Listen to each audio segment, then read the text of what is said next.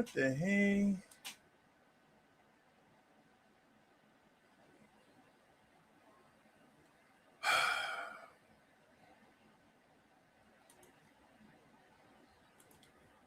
Well, hello, everyone, and welcome back to the Prepared Mind channel. It is the July 4th Zoo Sunday Night Live, and I tell you what,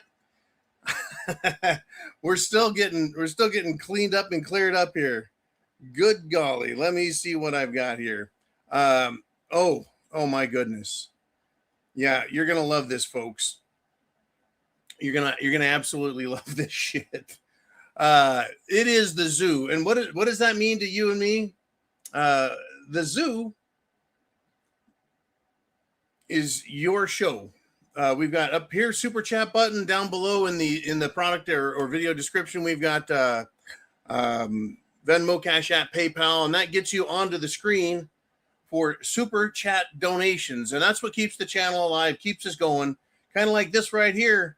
We got a $3 super sticker from John Miskinis, who writes, hello and a belated happy 4th of July, and also a happy 250th anniversary of the United States of America. Miskinis, I tell you what, thank you very much, Big J-Man, for that super sticker. That's how it works, though, folks. You got something to say, a question, a comment, a prediction, an observation, it is up to you. You can put yourself up here. Also, we are the thepreparedmind.club. What that means is you can go to the club. There's no premium to become a club member. There's only a premium if you want to be live Monday through Friday. Otherwise, use the club for shopping, for your food, water, shelter, clothing, medicine, means of self-defense. That's how that works. Otherwise, it's looking good. I'm telling you, folks. So, Darcy T checked in. And she did a $50 PayPal super chat donation, which means, anytime you guys do a $50 or more super chat, what that means is I get a scotch. In this case, an 18-year Glenfiddich, single malt scotch. Oh, poured that one a little tall for the 4th of July weekend. Anyways, I'm still treating it like 4th of July, even though we're now on the 5th of July. It is the weekend. It is our national holy day, and it's important to me because of what it means. And this is a 250th anniversary Marine Corps shot glass from www.pewter.com. Here's to you, Darcy T. Thank you for always supporting the show every week, every month, every year. Without you guys, the show doesn't work. Without your support, the show doesn't work. Without your support and you being here live, I have to go to work with another job, and I don't need another job. In any event, let's get to Darcy's topic right here. But first, a toast to America, our anniversary, freedom, liberty, and the American way. May the bird, right? May the wings of liberty never lose a feather.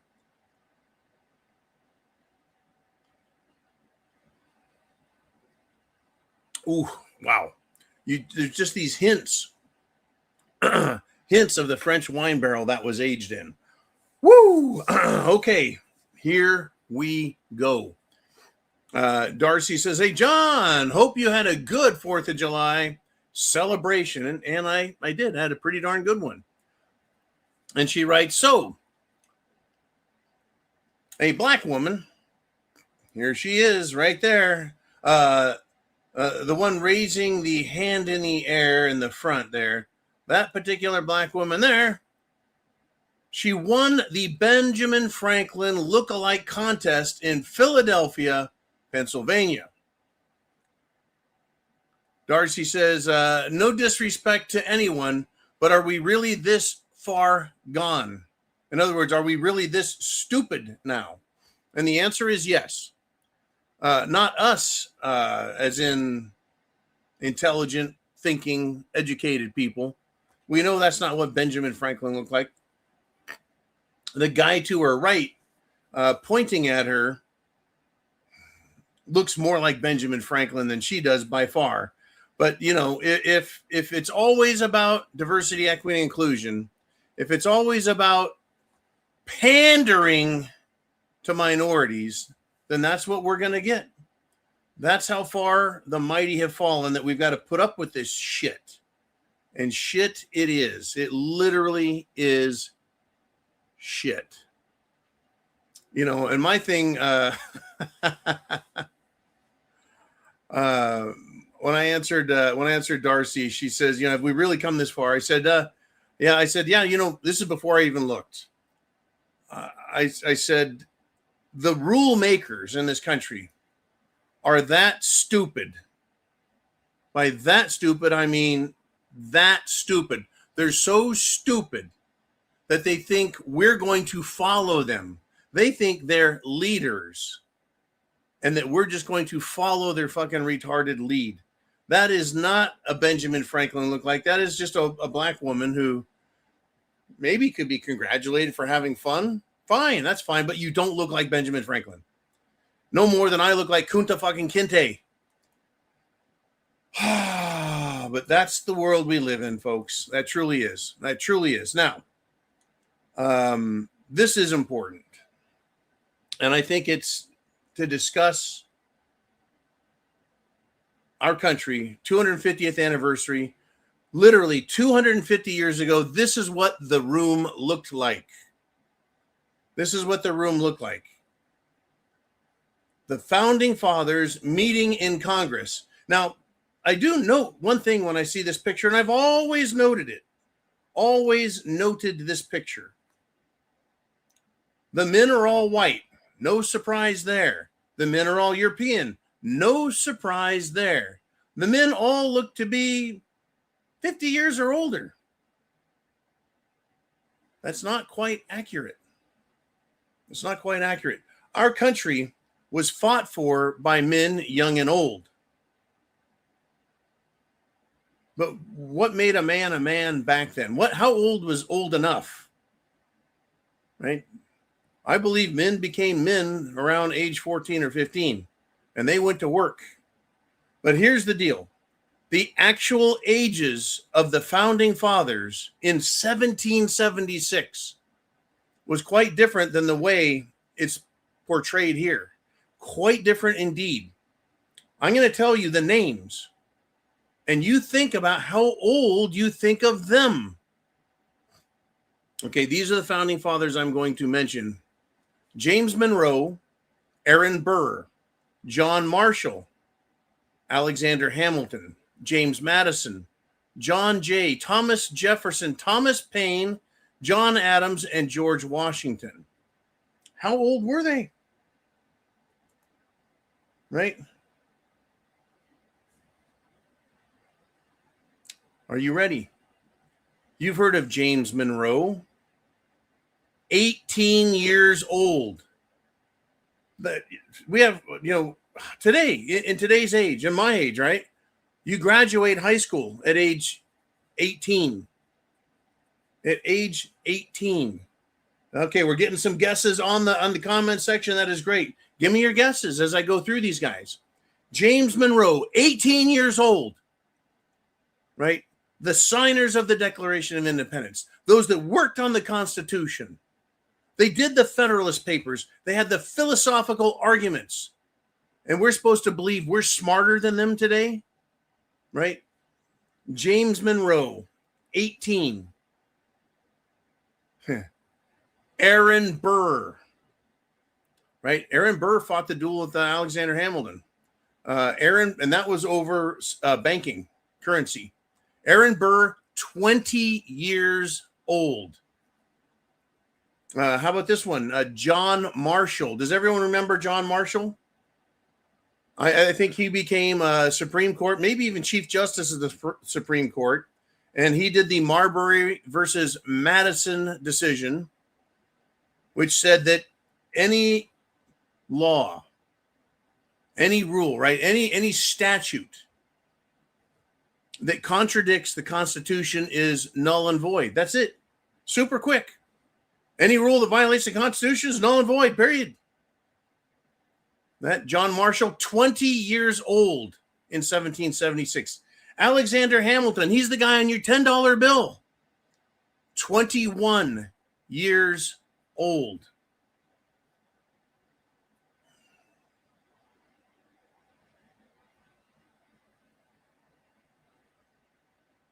James Madison. We've heard of that guy. Right? James Madison. Didn't he write the Federalist Papers? Didn't he like take notes and put everything out? Age 25. He's not, they didn't take some political sci, some poli-sci course in college and think that they know every fucking thing, right? These fucking people don't even, these modern punks today don't even know how many states there are, much less where they are. James Madison, 25 years old, brilliant political philosopher, historian, right? Just, wow. John Jay, 30 years old. Here's another big one, right? Everyone knows this guy, Thomas Jefferson, 33 years old. Was it? Now, here's an old fuck here for you. Thomas Paine wrote Common Sense. The book Common Sense, which we all know isn't all that common, was only 39 years old. John Adams, only 40 years old. And you think of George Washington as the guy on the quarter, the guy on the $1 bill. You know, that's how we think of George Washington. He was only 44 in 1776. By all standards of the day, a mature older gentleman. And he was undoubtedly all those things and more. In fact, there's apparently a movie coming out, Young George. George Washington, when he was a young man, he fought for the English, the British. He was trained militarily. He didn't love the British. In fact, he ended up, having our army kill their fucking army.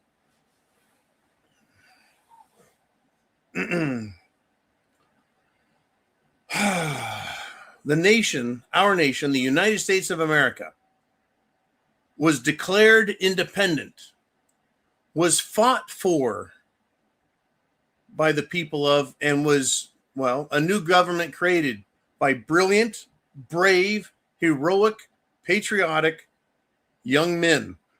That's it. Doug Bauer says French Indian Wars. Okay, then. He fought for the British in the French Indian Wars. I'll admit it, I am not a huge George Washington early in his life expert. That's fine.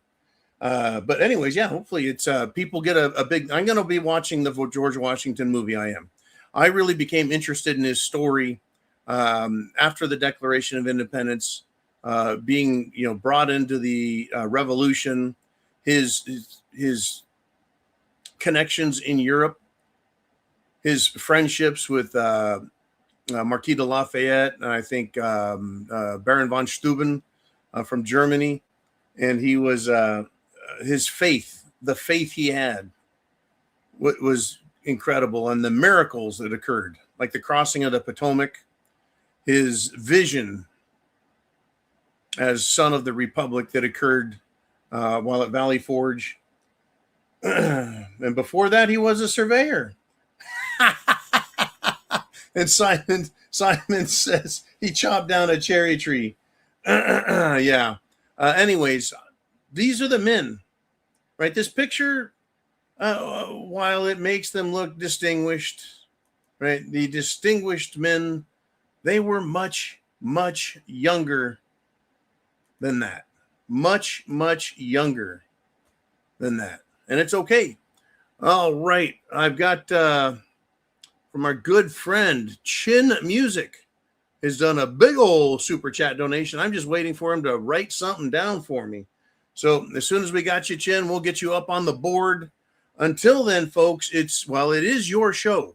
There's a super chat button right up there. I'll get you on the screen just like this down here. And we got more to talk about. A lot more to talk about. Right. Our nation is supposed to be for Americans, about Americans, all about us. Now, everyone should remember the name Joe Kent. He's not a founding father, no doubt.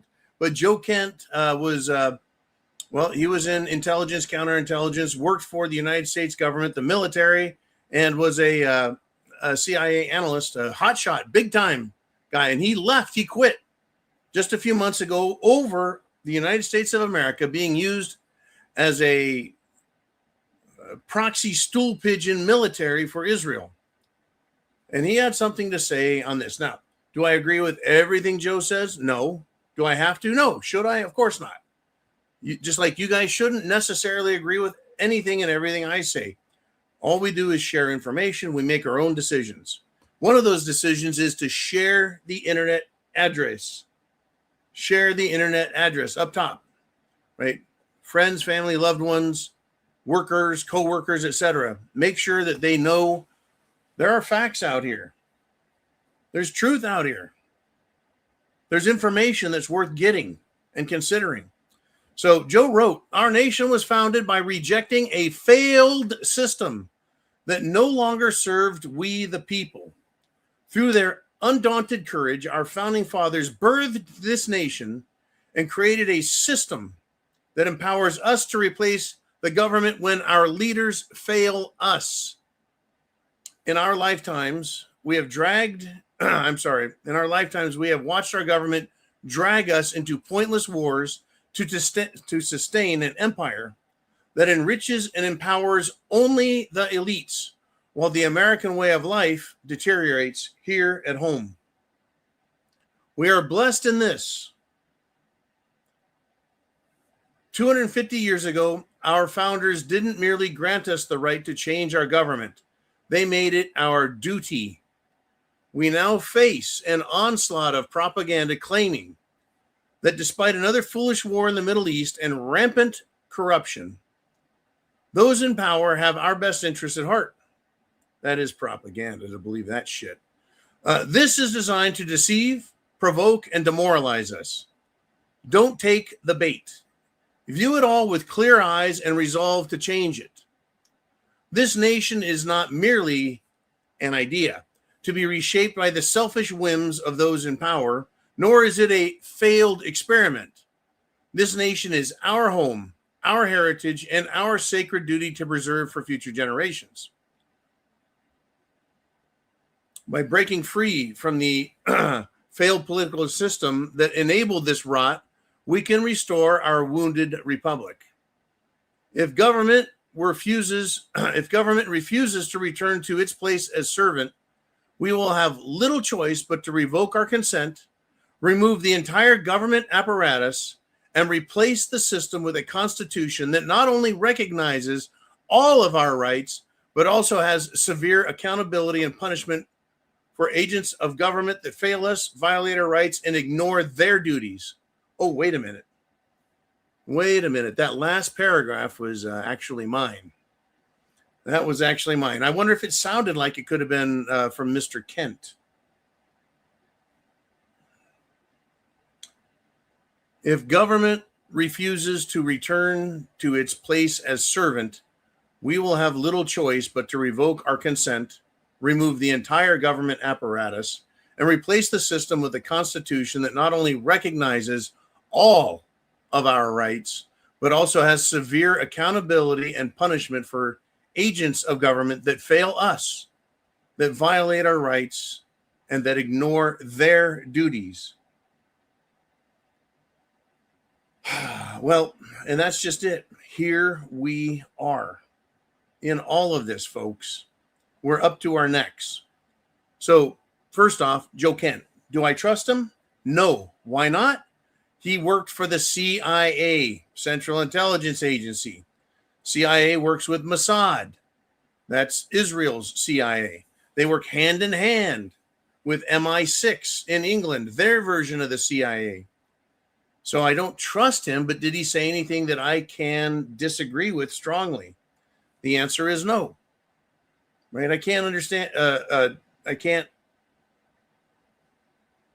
disagree with what he had to say. It is our government.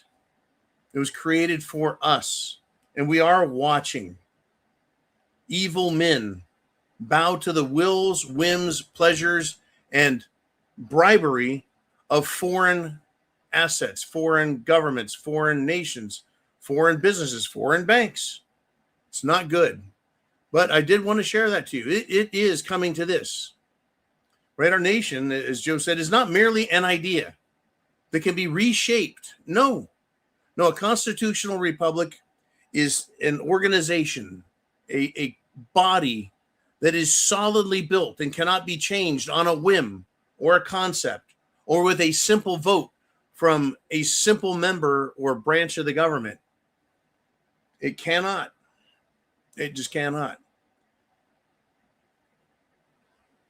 But this part about replacing the government, the part that I kind of added at the end, if the government refuses to return to its place underneath us as the servant and us as the sovereign, right, we're going to have little choice but to revoke our consent.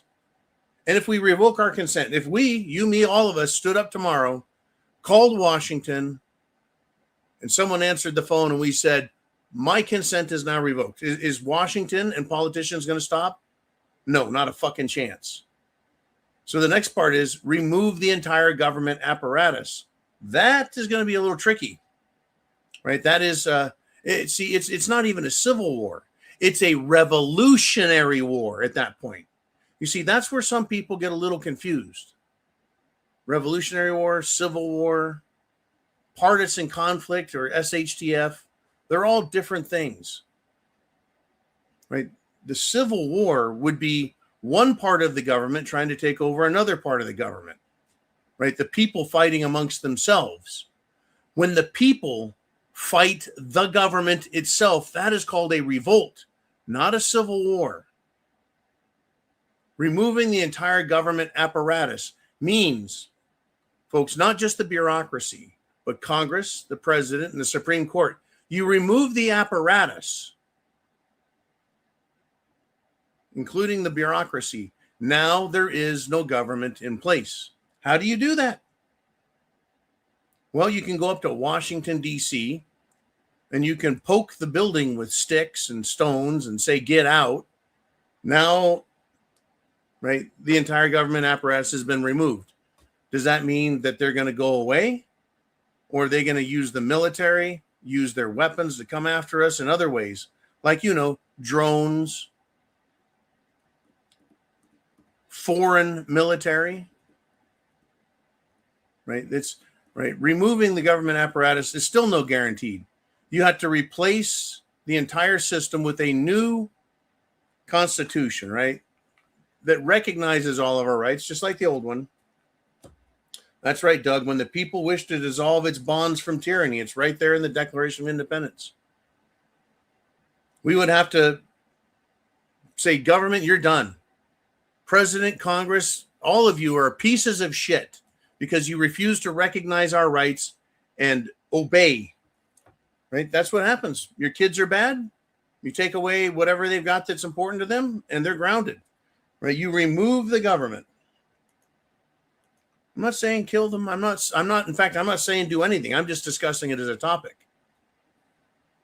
When you revoke your consent, then you decide, what are you going to do with everything? I no longer am going to obey you, government. Now I have to decide what I'm going to do about you, government. Remove the entire government apparatus, and then replace all these thousands of books. Replace them with the Constitution. Right? And you start again. But I say you put in accountability for any of these communist fucks. Anyone in government violates a right, they go to jail. Attempts to steal our rights using legislation, you go to prison forever. Even come close to an act of treason against the people. Death penalty. Right? There needs to be accountability, period. There is none now. They can pass all the unconstitutional laws they want. Doesn't cost them a dime. They don't get a penalty. You vote them out, you get someone just like him replacing him. We're getting to that time, folks. We're getting to that time in our worlds. Are you prepared?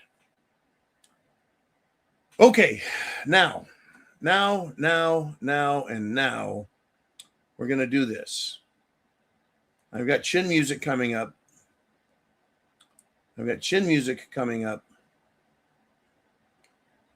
And he wants to share with us his thoughts. I'm going to put something up on the board, though. There we go. That's right. That fun little picture there. Chin Music did a $50 super chat donation. We're going to start with the quick scotch on that. There it is. I'm going to start with a little quick scotch. $50. Mr. Chin Music, thank you. By the way, that's a Venmo super chat. And I'm going to enjoy the living shit out of this one right here. God bless, Semper Fi.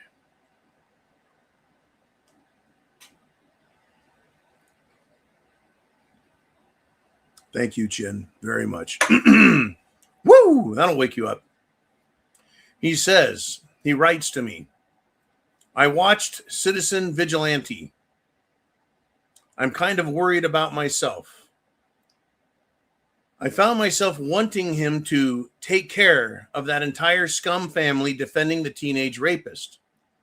It's not going to be long before some judges get a ride to the train station in the USA. Also enjoyed the liberal crash out over the photo of the black girl on the bus in DC with all the masked white Supremes. Some lady lost her shit when I responded that it was, quote, the safest bus ride imaginable in DC. She wasn't harmed or robbed, unlike the Ukrainian girl who got killed while men sat and watched. Yeah, we are not the same.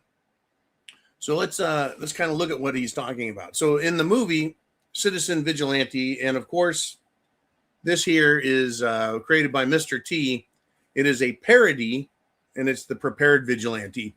It's a parody of that movie, but that movie is #1 around the world. It is showing up everywhere, not just in my X feed, but I turned on television, then it makes recommendations. Television is making recommendations. Crazy stuff. But in that movie, the vigilante becomes the provider of justice and, in another case, protection. There were a bunch of punks picking on someone, and the vigilante stopped them. He took care of a problem with these rapists and the rapist family that supported him, as well as in the movie, they showed one judge, talked about 3 judges being given a ride. Now, I don't think you, Chin Music, need to worry about yourself, because you said, I found myself wanting him to take care of the entire scum family defending the teenage rapist. Well, in the movie, he did. Spoiler alert, plug your ears for 10 seconds. The protagonist in the movie killed the rapist, his sister, his mother, and his father, and then all of his friends that were invited over by using a stealth phone call to get them to show up. They all died. We all wanted it. Everyone did. Why? Because we're murderers? Because we hate Muslims? No. Because we want justice. We want the people of this world to feel safe. And that if something wrong happens, no matter who you are, whether you're a low IQ retarded immigrant who can claim, I'm a low IQ retarded immigrant, you can't sue me, you can't arrest me, you can't jail me, right? From them to the idiot liberals on the street protecting them, to the judges and lawyers protecting them, and the police protecting them and enabling them, all the way up to the politicians at the top who, with their policies created this situation. We want justice for the people and punishment for all of them. So when you say you're worried about yourself because you wanted them to be taken care of, and the movie gave us that, right? That was a vicarious release, right? We live vicariously through that. We're like, finally, justice, but it is just a movie. It is just a movie. And I haven't heard of anyone doing copycat payment over that movie. If anyone's out there giving justice, it's because friends, family, loved ones, their countrymen have been abused and they've had it. All the movie is showing us is its, shall we say, predictive effect. Predictive effect. Get ready, folks. It's like being prepared. If you see this movie and you think that that's going to cause violence, what movie are the fucking Muslims watching? What movie are the judges watching? What movie are the politicians watching? What movie are the police watching that causes them to go, we're going to violate everyone else's rights? We're going to ignore the plight of little girls. We're going to ignore the plight of husbands and fathers. We're going to ignore the plight of everybody because we saw a pro-Muslim movie that is going to make us violate free speech, arrest white people, arrest black people, arrest Hispanic people. If you offend in any way with your language, your Bible, or a pork fucking sandwich, any poor little Muslim. This is not a Muslim country. It never was. Just like it's not a Jewish country. It never was. This has always been a European Anglo-based system of law and order and culture and tradition. Period. You didn't hear anything bad about from the Germans or the Swedes or the Italians or the French when they came to America and they said, hey, you have English common law. We're not going to behave. We're not going to obey your English common law that gives us rights and freedoms, or rather recognizes our rights, recognizes our freedoms. No, they were like, thank you very much. We'll take it because our cultures are similar. But that system of rules and laws gives us a government that recognizes our rights. Now, the Muslims come here. What are they doing with it? They're using the law to complain and then demand from the law that it violate our rights by taking away pork and dogs and women being free and educated. You would think women would be totally against these Muslims. Well, conservative women are. Constitutional women are. The rest of these fuckers, nope. Not even close. These liberal fucks, these commie fucks are absolute shit. Anyways, Chin Music, thank you for getting me all worked up on that one, man. Okay, and here we go. Let's see. It is your show, folks. We got a lot going on here. Okay. Got a lot to talk about. It's your show. If you want to get on the board, just like Chin Music, or get your questions, comments read, kind of like Heidi did a $50 super chat donation through CashApp. Heidi, thank you very much. I'm pouring one right now. Please put something in the comments if you would like me, or you can say Chef's Choice. And I've got a lot of topics. A lot of topics. Yeah. We got a lot of topics.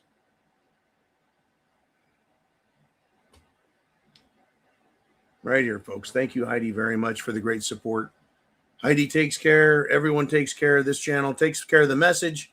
Not so much the messenger, but make sure the message keeps going. Okay. Heidi says, Chef's Choice. Well, first, this chef has got to take care of this. Down the hatch.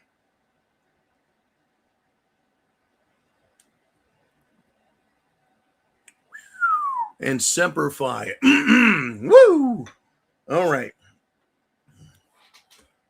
Let's get into it. What do I want to talk about? I've got this right here. I think this is an appropriate thing. I mean, listen to this stupid shit that is coming out of what was formerly a decent right-wing alternative news. I've looked to a lot of online sites for a long time. Hey, Nikki, a long time. And Gateway Pundit was a great one, but it is now a fucking retard rag for putting up the most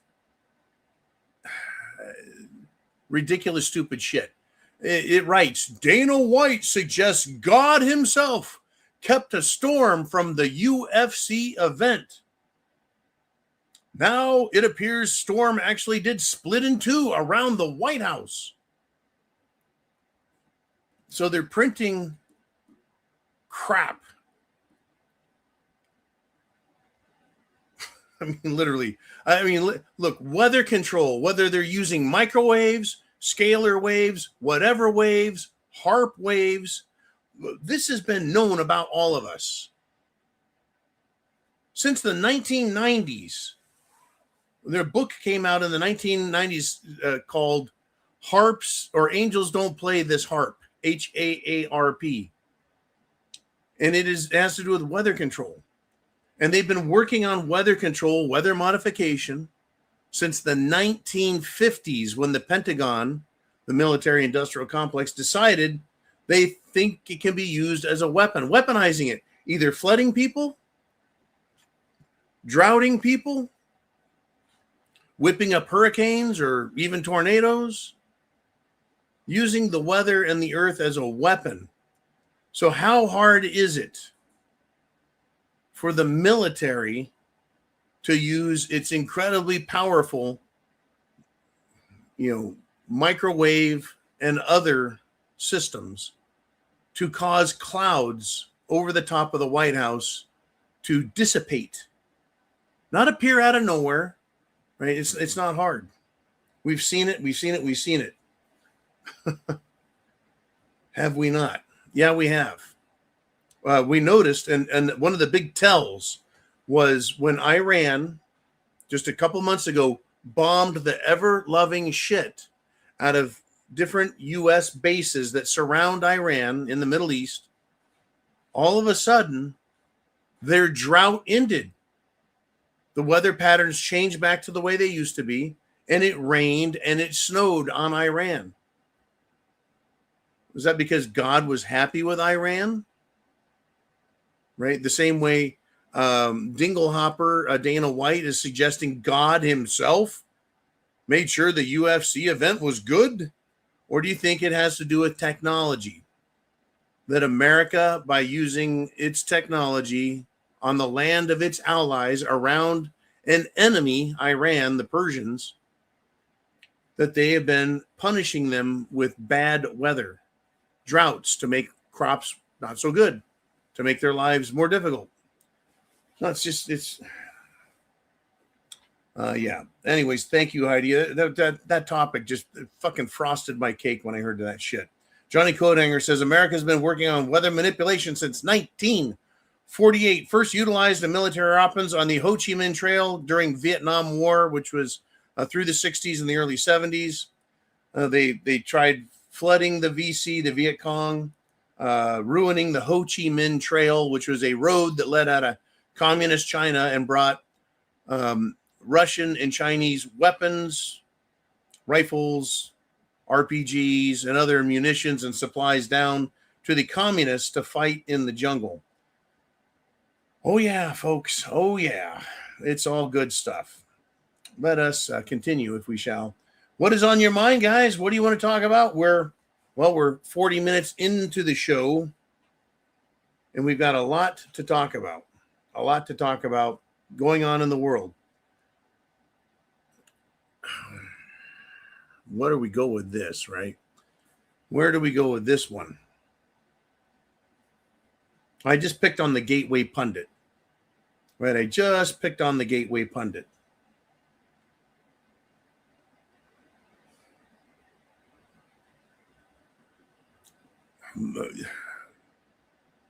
Gateway Pundit is now showing itself to be a pawn of Israel.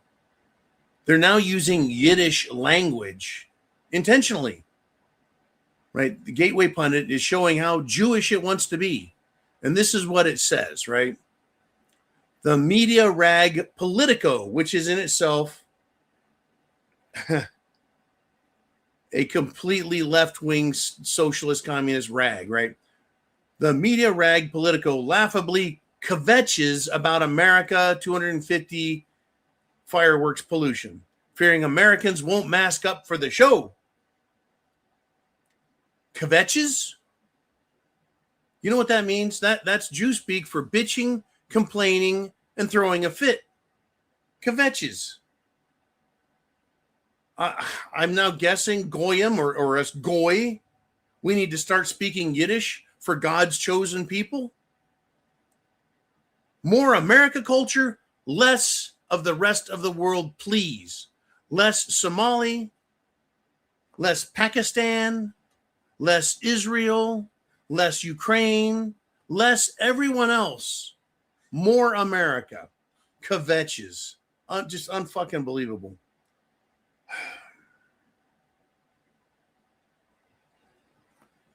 It's just fucking disgusting. These fucking people. There's no end to it. There's just no end to it. Okay, let us continue if we shall. Yeah, this is great. We've got all kinds of shit going on. In Southern California, those crazy rascally teen takeovers, aren't they adorable? I love that. There was absolute pandemonium in LA. At Newport Beach, folks, a very nice city. Kind of like when these scumbags tried taking over in Florida, Clearwater Beach, right? Newport Beach is extremely nice, right? Non-residents show up. Non-residents, these crazy teens take over. They chase away decent people who don't want anything to do with their shit. They start their street brawls. They break into riots. And then they break into looting of stores on July 4th. July 4th, the 4th of July. Grocery stores were destroyed. Bars were closed. Beaches were closed. Only violence, only justified violence will work to stop unlawful violence. That is a fact. It is undisputed. This is how it works. When someone does something violent, unless they meet with violence, they will continue to do whatever the fuck they want. Period. Same with government. The only time government stops doing things it's not supposed to is when we react with massive protests and violence. It's happened before, folks. The people of this country taking up arms have put their government back in place, just not on a national level yet. But the voting every 2 years and every 4 for presidents was supposed to act as a sort of revolt, revolutionary change opportunity for us to correct government, so we don't have to have a blood in the streets revolt. Well, we've now learned that without government losing its, well, shall we say, its control, without government being forced to recognize our sovereignty as people over its authority as servant, right? We haven't failed. It's just, here we are. This is what's going on. Unbelievable. And also in South or North Carolina? Someone put in the comments, just like Newport Beach, they had a teen takeover / riot / looting / mobbing. And I watched a video of that. And you know what I saw? Yeah, I saw cops getting waylaid by these teens. And in particular, a blonde woman cop getting her ass kicked. Not a good situation, period. Not a good situation, period. We're in big trouble with what's going on in this country. You know, we're in big trouble. We've got these teens taking over. They haven't even turned loose the foreigners, the radical Palestinian lovers and Muslims and all these crazy fucks and BLM and Antifa. They're not out there yet. So far, this is just ghetto stupid teen takeovers. But this is what's going on, folks. They are scared. They're not scared of the teens, the government. They're scared of us. They're scared of law-abiding, tax-paying Americans. Whether you're black, white, Hispanic, or Asian, it doesn't matter. They're afraid of us. They're not turning loose their mechanized weapons on the teen takeovers or on little Somalia that are popping up here and there, and little Sharia law enclaves. No, they're preparing. Yeah, Cracked Egg says they're afraid of us uniting. They are. The government is afraid of us, Americans, uniting.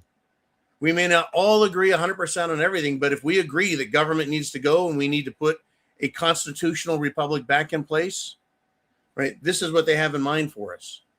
I remember 10 years ago, folks, 10 years ago, I started saying, you know what?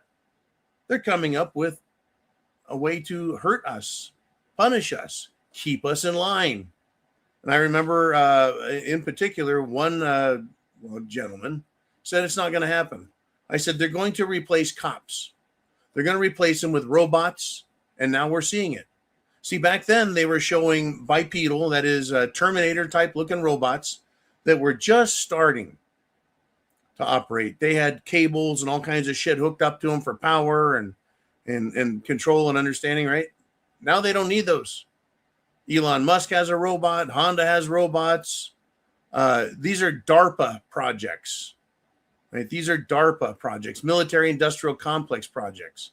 And Boston Dynamics was working on a four-legged dog beast thing. Back then, 10, 12 years ago, it had a gasoline motor running in it for power, to power the four-legged robot dogs that can be mounted with guns. They can run 30 miles an hour. They nicknamed that one the Cheetah. Yeah, it's kind of like Skynet, totally. You know, they're building this army. They have bipedal, two-legged Terminator type robots now that can do backflips. They can fucking dance. They can dance in unison with one another.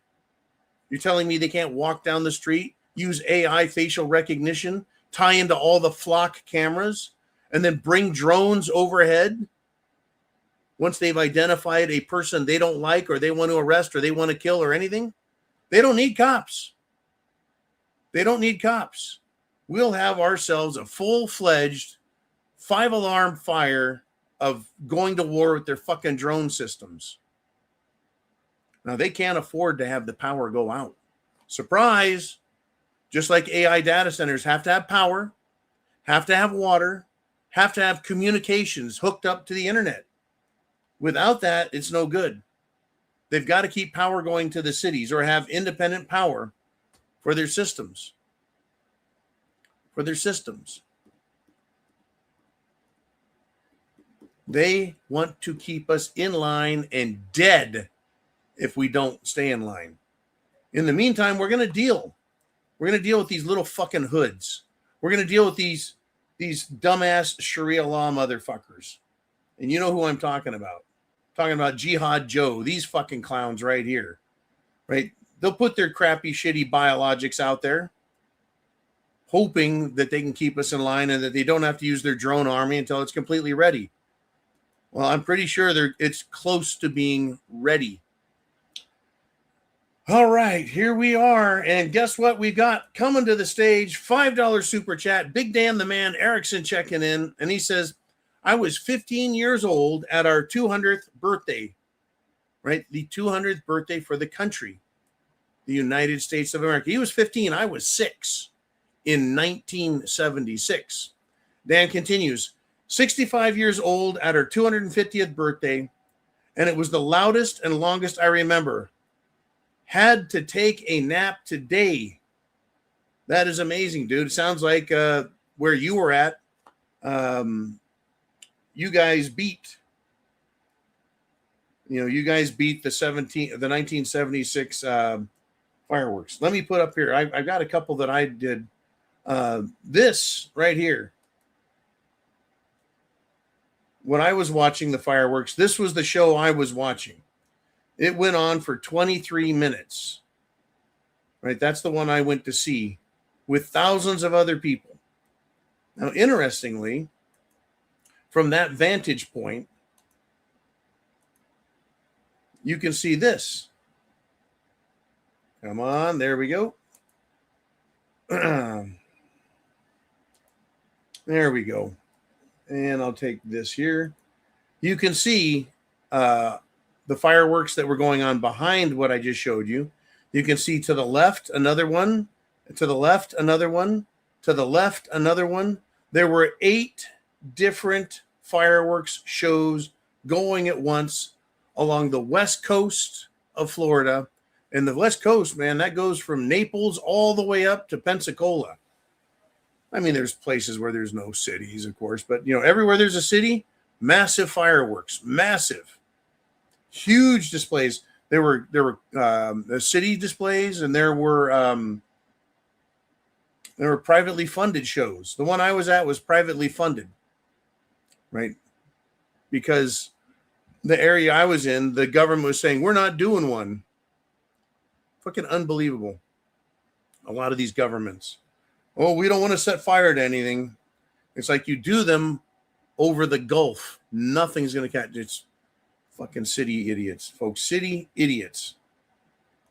They're not going to go away. They're just not. They're not going to go away. All right. Thank you, Big Dan, for the great super chat donation. I appreciate it.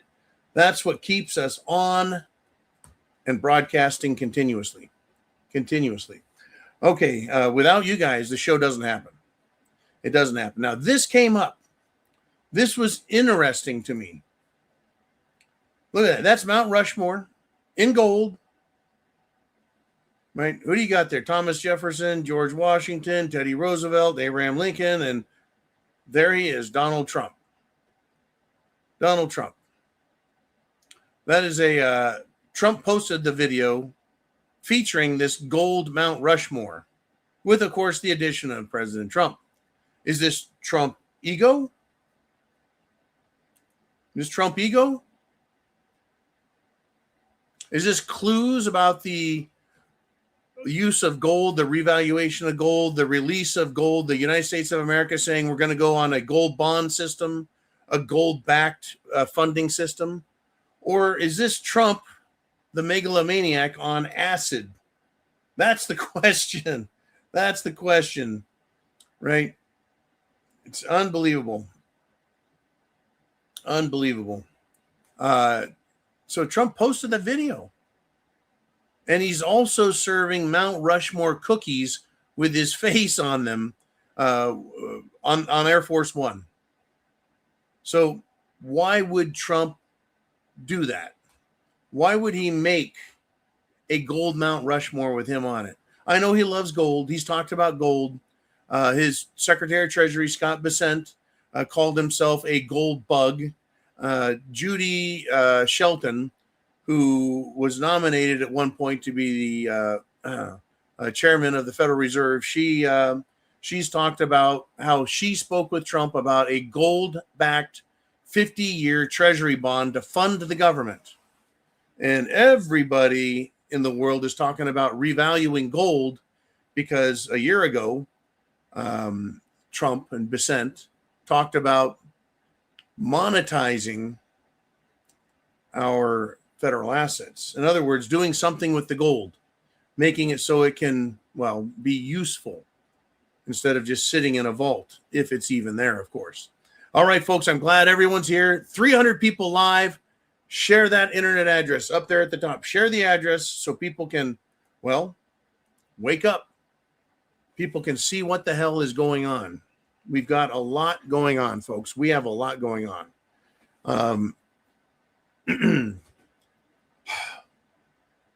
What do you guys want to talk about? Your show.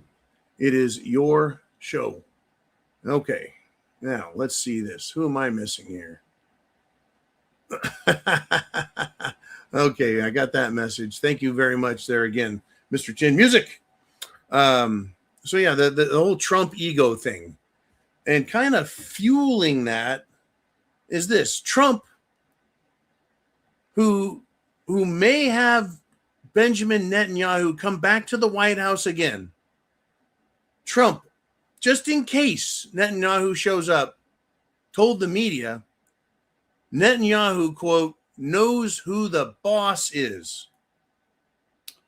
Netanyahu knows who the boss is. So I found this little artist depiction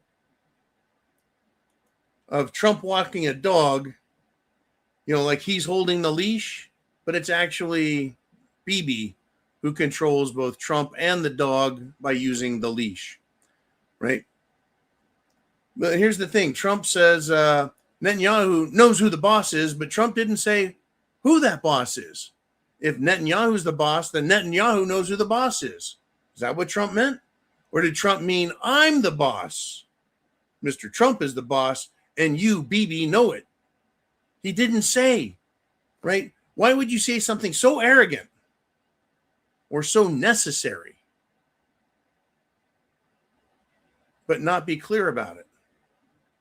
Also, the question I have, especially on our 250th anniversary, 4th of July weekend, why should this even be a fucking question for America? Why is this even a fucking question? Who's the boss? America.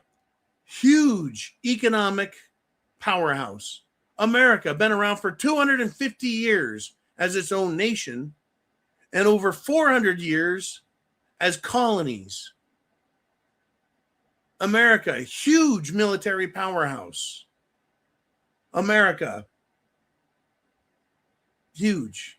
Israel is a little dirty genocidal state that was stolen from the Palestinian people. Why is it even a question who the boss is? The reason it's a question is Trump does protest too much. Again, why would Trump say this unless it's said as a protest to the world who thinks King Bibi owns Trump as his own bitch? His own little goyim bitch. Or wait, did Trump convert to did he convert to Talmudism? Is Trump Jewish now? Right? We're not being told the whole story.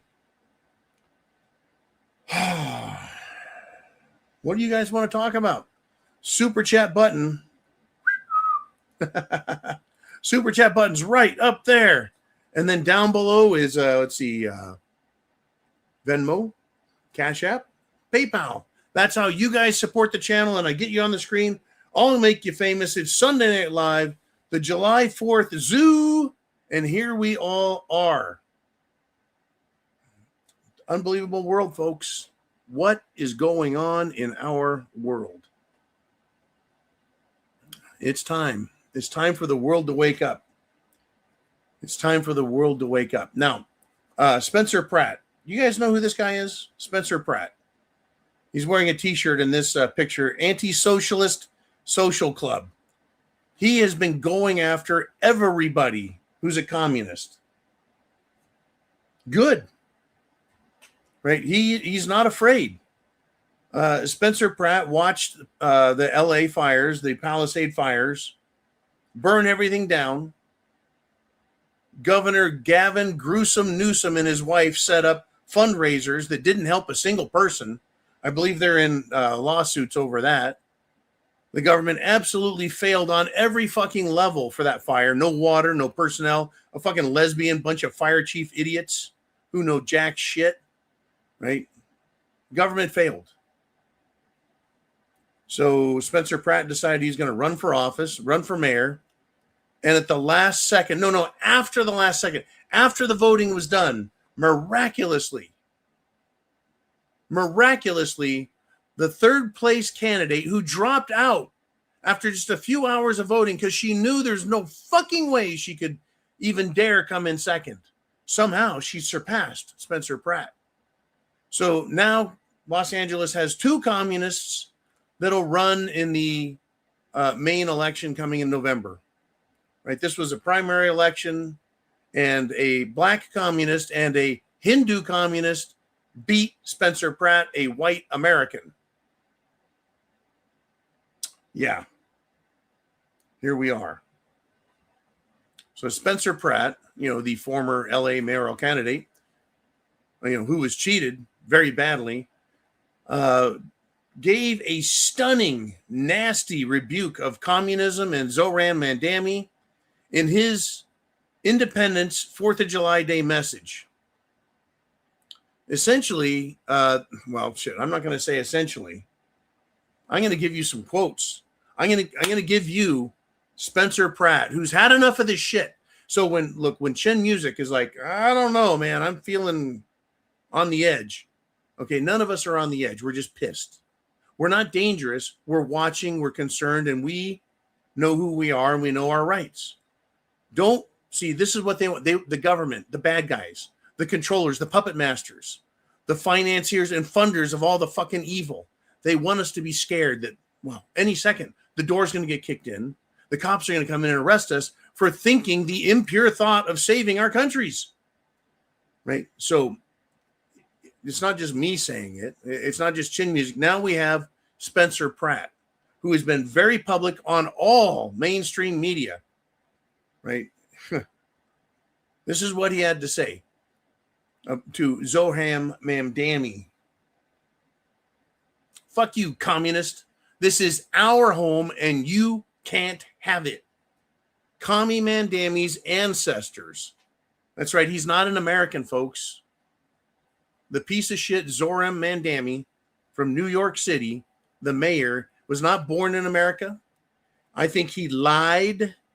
And a lot of people have said he lied on his application for citizenship.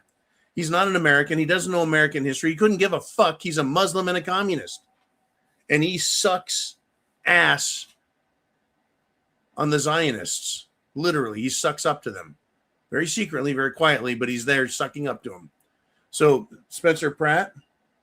Oh, yeah, Thomas Massey got fucked too. Oh, I got some good news on that. You hold that fucking thought right there. I'll get back to that, Northern Hillbilly. Okay, back to Spencer Pratt. Stay focused. Kami Mandami's ancestors never bled for this country. He has no history here, so he has no attachment to our home. He has no place to rewrite our history and lecture us about what our country stands for. Fucking absolutely correct. So Spencer continues. We aren't cowards. We don't turn our backs on the painful memories because they make us who we are. Be proud of our country, damn it. We all had to sit and watch the vile commie mayor sit on the wrong side of our founding father's desk and try to lecture us about our own history. Why? Because history is what anchors you. It's what makes us attached to something. Erasing history is how you demoralize people, how you unmoor them and detach them from their society so you can take it from them and rewrite it in your image. Communism is an evil, anti-human religion, so it must destroy what makes us human. The communist destroys your history so he can take your home and rebuild it in his image. That's why it's your patriotic duty to celebrate today unashamed.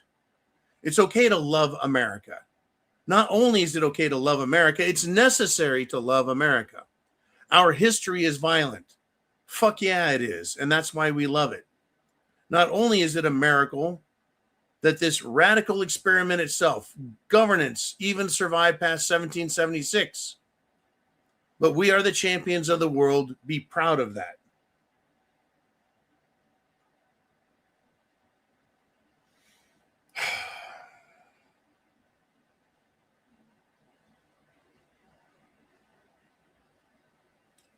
Right. So maybe you don't love Spencer Pratt's politics. Maybe you do. Maybe you agree with half of his shit.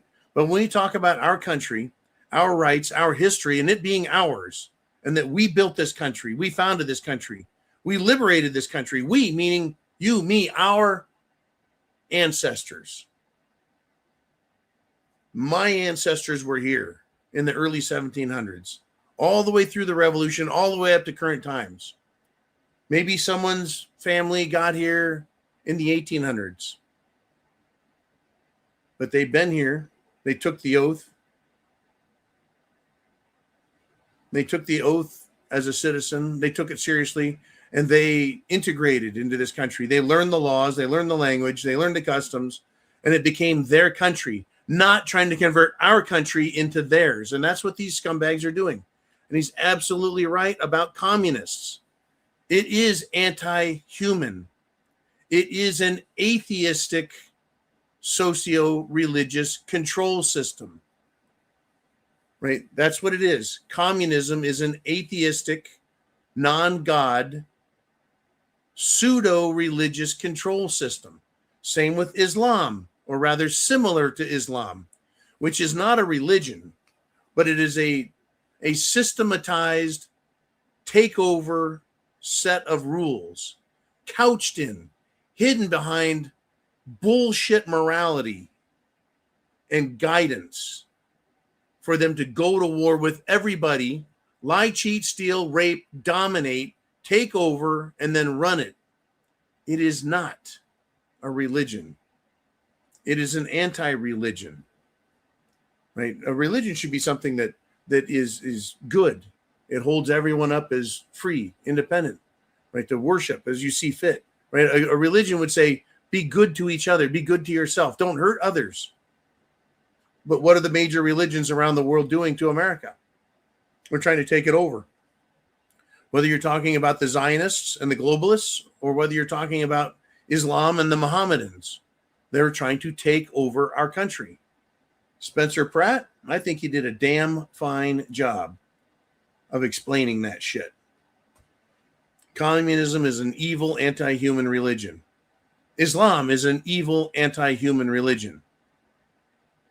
Zionism is an evil anti-human religion.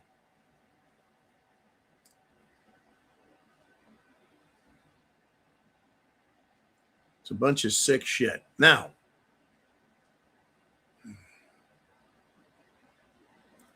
I want to say thank God Washington, D.C. didn't fuck up our 4th of July. I want to remind everyone, right, what I saw, what I had, was just an incredible fireworks show. Right. The United States of America officially shattered the world record with, just in Washington, D.C. alone, 850,000 different explosions, right? Fireworks.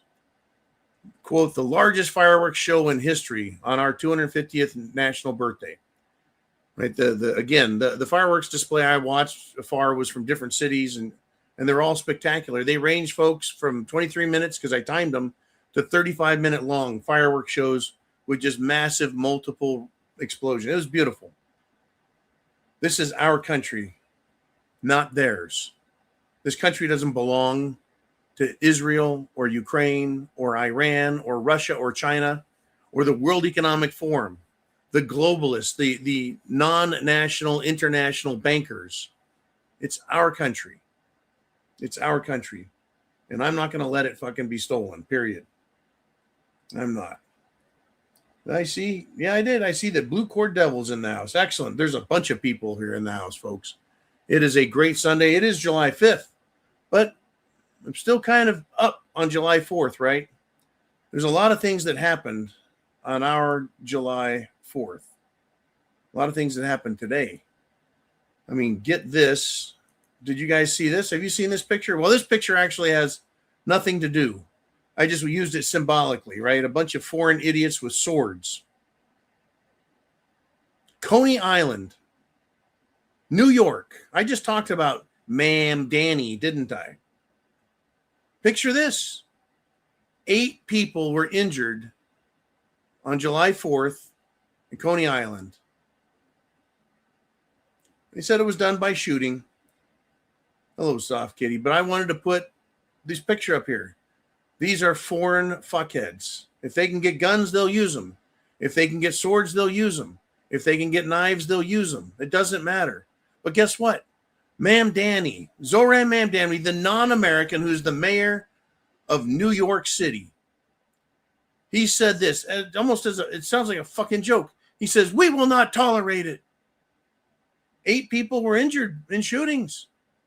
Right? People are getting stabbed. People are getting shot. People are getting hacked. People are getting beat.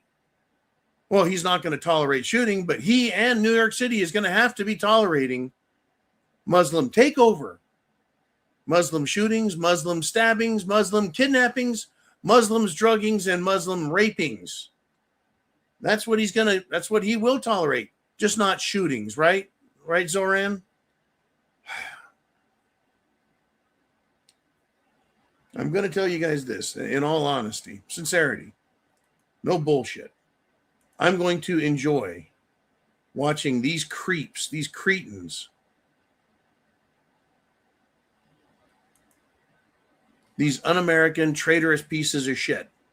I'm going to enjoy watching them scatter like cockroaches and get subsequently squished like cockroaches for what they've done to this country.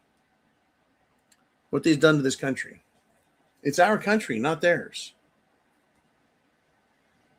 Good golly. Folks, super chat button's right up there. That's how you get your thoughts and comments onto the screen. It's up to you. It's your show. It's your channel. It's Sunday Night Live. It's the Zoo. It is the July 4th show. Sunday Night Live. What do you want to discuss? What do you want to discuss? Now, Joe Biden, folks, posted not a great, beautiful 4th of July message. Joe Biden posted an anti-American message. He is an absolute piece of shit. And Democrats continue, folks, to prove time and time and time again that they hate America. They hate freedom. They hate all manner of civilized decency. Just, it's absolutely incredible. All right, shall I read Joe Biden's? I think I should. I think I should read what Joe Biden had to say. 250 years ago, a group of Americans signed their names to a piece of parchment and made a promise no nation had ever made before, that we're all created equal, endowed by a creator with unalienable rights, life, liberty, and the pursuit of happiness. That sounds right. Sounds good, right? Sounds good. You know, but then they say insulting, absolutely insulting shit. They just do.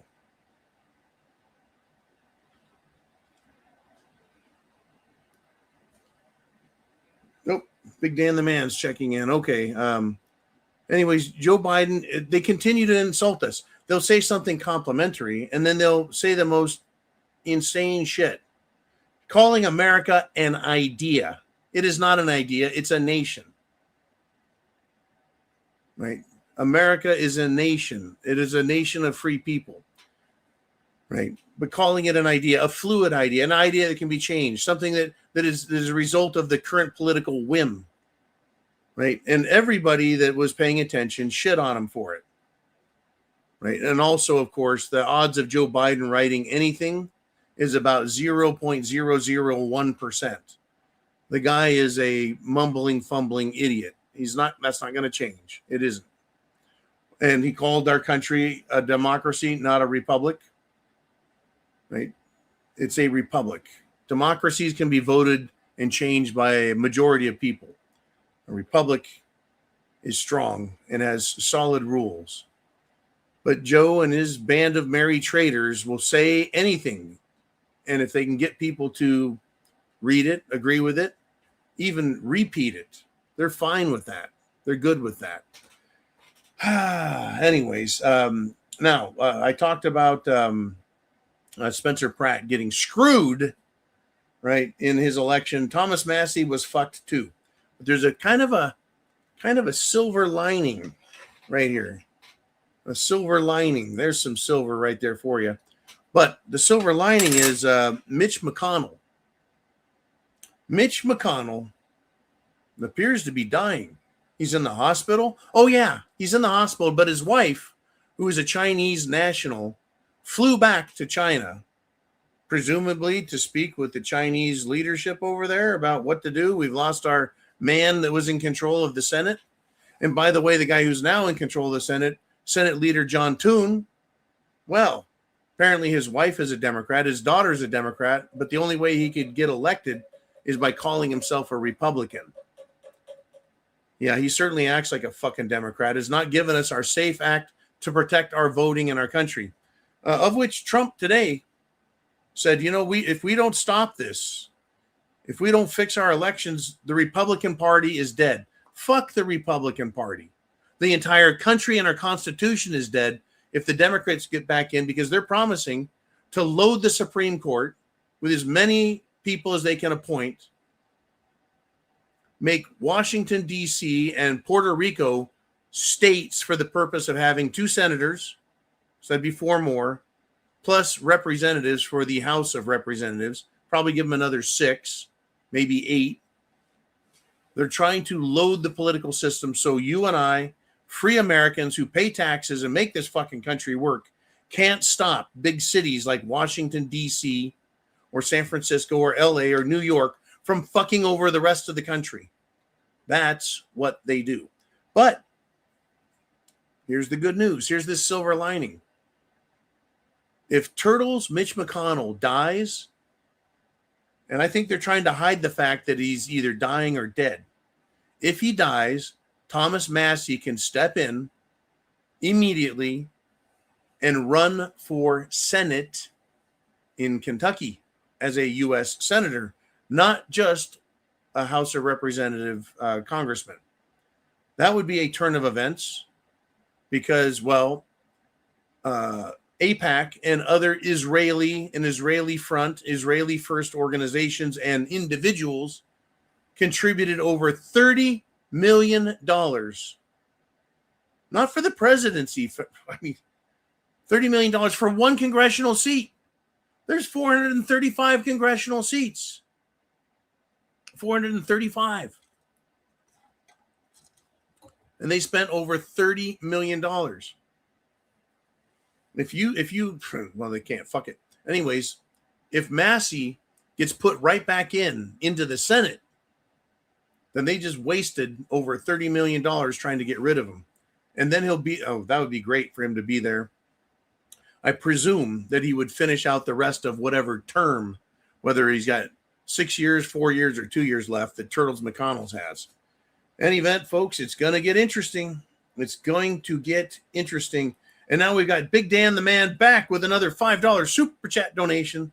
And this is how you get on the board, folks. Super Chat button up there. Oh, be sure and thumbs up and subscribe. You've got to be a subscriber to comment. You got to be a subscriber for 5 minutes minimum to put comments in. Yes. And hit the share button or just share the internet address, period. Spread the word. People need to wake up. We have enemies, foreign and domestic. We have traitors amongst us. We have anti-Americans, anti-freedom. We have communists running loose. Dan says, got everyone in my family except my 86-year-old mother to watch civilian vigilante. Right? Not the prepared vigilante. That one's not ready for the airwaves yet. That's not. But he got everyone to watch it except his 86-year-old mom. And he said, talking of his family, they mostly liked it with some comments on a few parts. That's a win. Indeed, that is a big win. Now, see, folks, this is the type of quiet, persuasive, intelligent type mental recruiting that we want to talk about. That's how you talk to people. Hey, watch this movie. I want to hear what you have to say. He got everyone except his 86-year-old mother, who probably is not caught up with, to the extent all of us are, current events and what's going on in the world and why it's happening and who's doing it and what are the consequences. It takes a lot to understand that, well, if you're a little girl, you're getting raped by a Muslim because, well, the World Economic Forum told the European Union to let in a bunch of rapists who justify their rapes, their murders, their theft, their fraud with their religion. Someone who's 86 probably isn't going to catch all that unless you're really paying attention, right? But for the rest of us, hell yeah, we're paying attention. And damn good work, Dan. I mean, geez, that is terrific. And folks, now, look, when I watched Citizen Vigilante, it cost $6.99. I felt that movie, based on what I had heard, what I had read by watching the trailer, that was going to have an impact on the world. And I needed to watch it, understand it, and share as much as I could. And it's been free, I think 2 days or 3 days after I watched it and paid for it.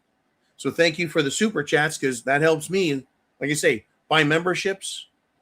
It helps me buy subscriptions. It helps me get into news sites that you have to pay money for because I want the information now. I don't want to wait 2, 3, 4 days to hear it from someone else and then bring it to you guys. What good does that do you? I mean, it educates you, but it's a little behind, right?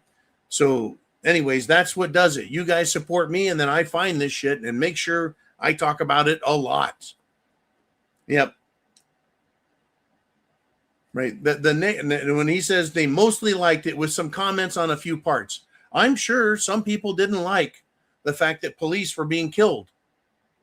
Even though the citizen vigilante said, you guys are allowing girls to be raped.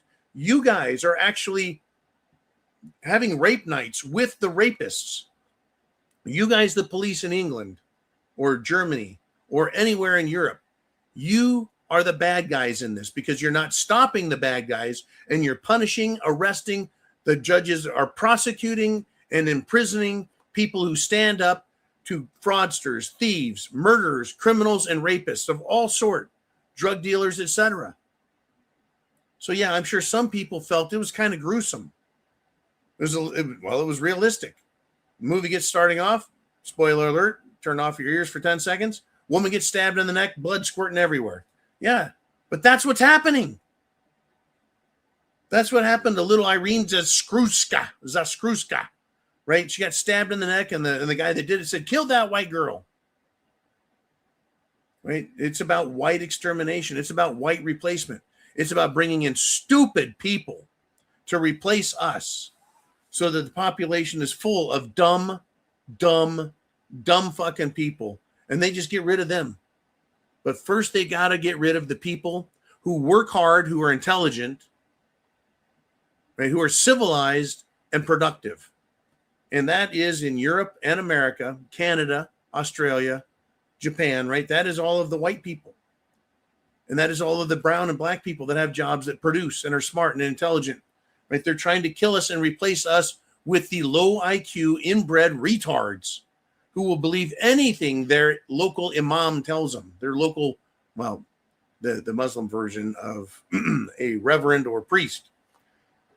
Anyways, Big Dan, nice work. Nicely done, sir. Nicely. And Patty Hamilton steps in with a supporting $2 super chat donation. Thank you, Patty, very much. Every dollar you guys toss at me is great. It makes sure that we stay on the air. Well, and me not having to go to work at a third job because nobody wants a third job. Nobody. Now, I need to follow up one more time with something else that has happened. Something we should all be aware of because it is part and parcel to, it is indicative of, it's illustrative of what's going on. Now, you guys probably are familiar with what was happening. Okay, so here, this is literally, I'm going to go over a lot of the details. This is Caitlin Clark, white girl in the Lesbians NBA, the LNBA. She's been assaulted and attacked for years now, getting pushed down, kicked, beaten, slammed, etc., injured for being literally the best in the league. The refs don't blow the whistles. They don't eject people.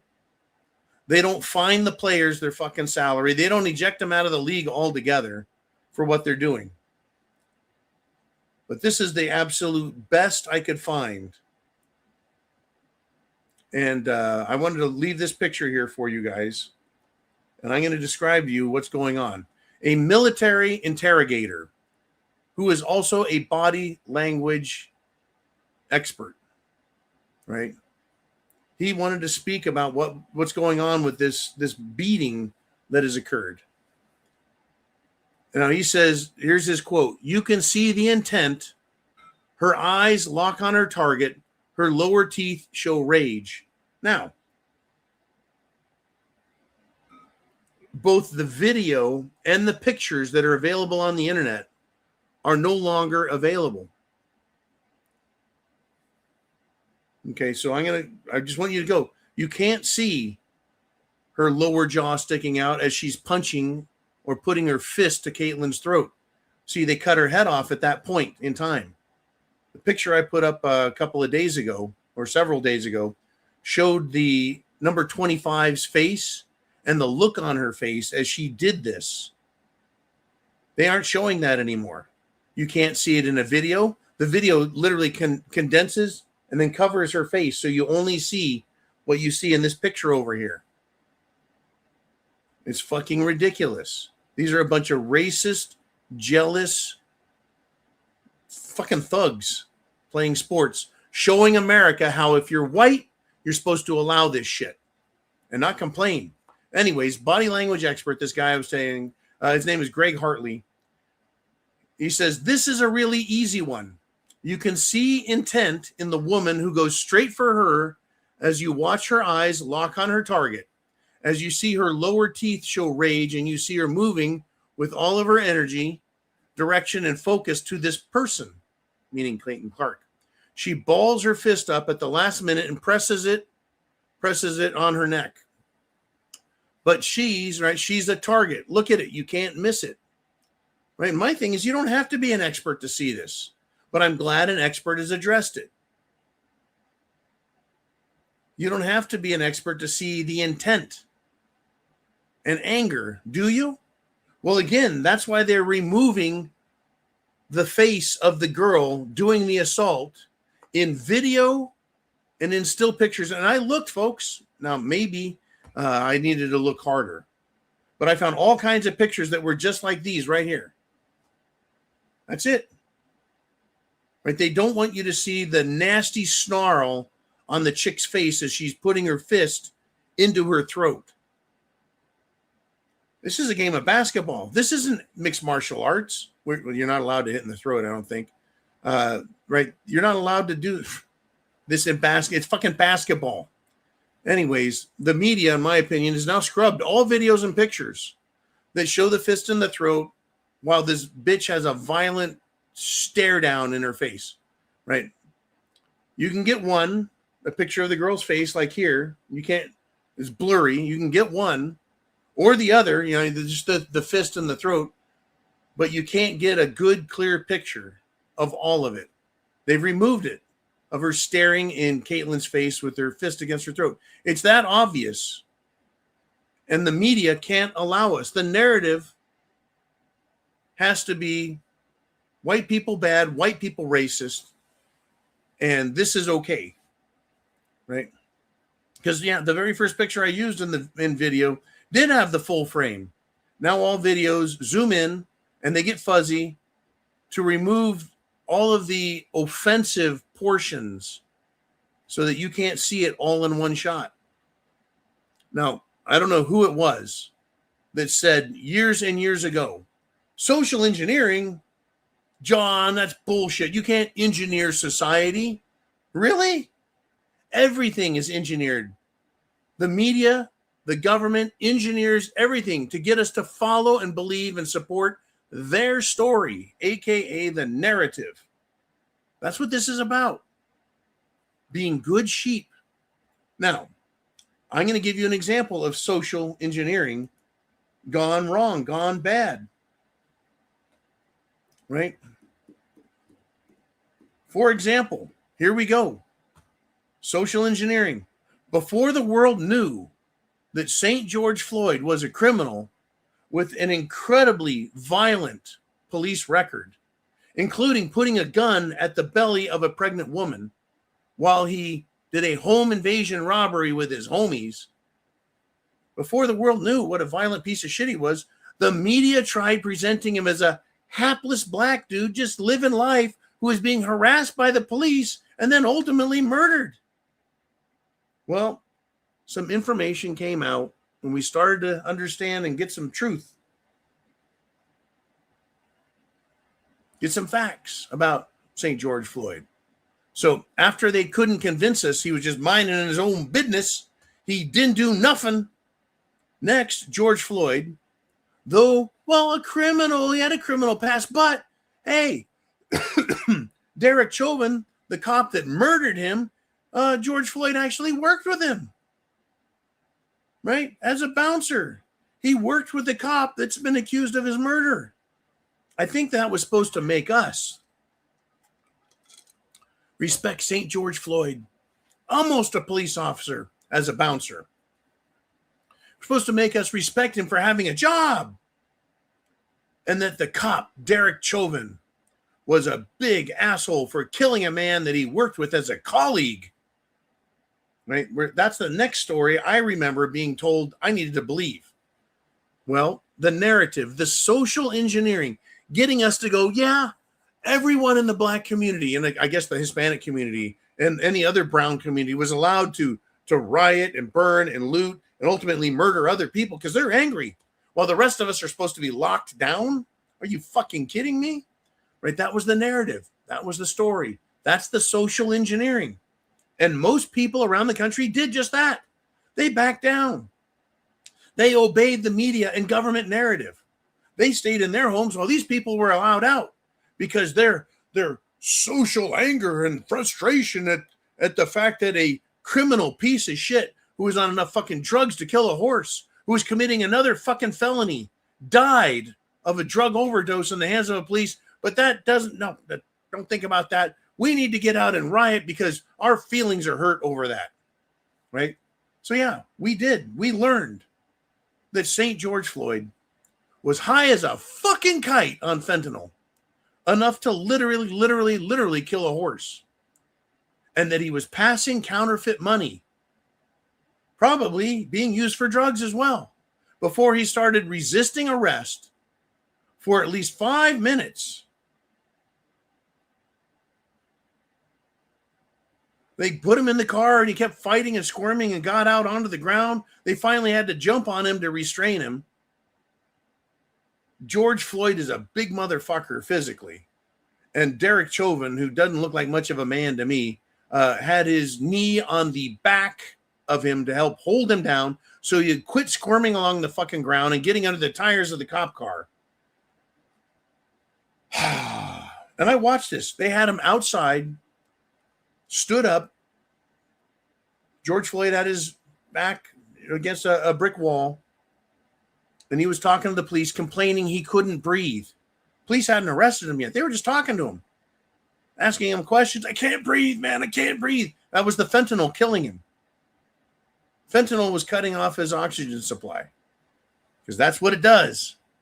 Tightens the chest, right? Losing muscular control, diaphragm control.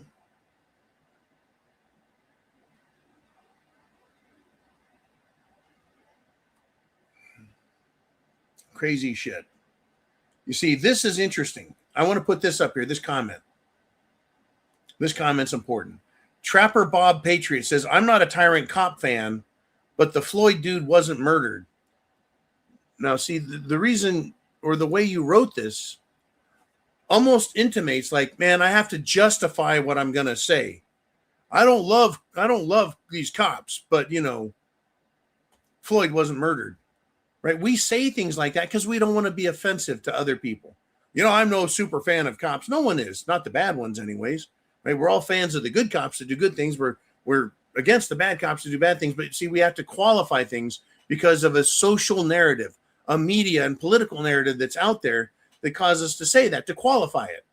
And again, I do this all the time. Trapper Bob, I'm not picking on you. I just think this is a great example of social engineering. We're supposed to have to pick and choose our words lightly and carefully so we don't offend anybody. Well, I'll tell you what. Derek Chauvin looks like a fucking asshole. His body language, the look on his face, he looks like a fucking dick. He looks like every asshole cop from asshole cop videos that you see out there. Not the good cop that's smiling, doing his job, or saving people and saving lives. Right? The asshole, he looks like him, but that doesn't make him guilty.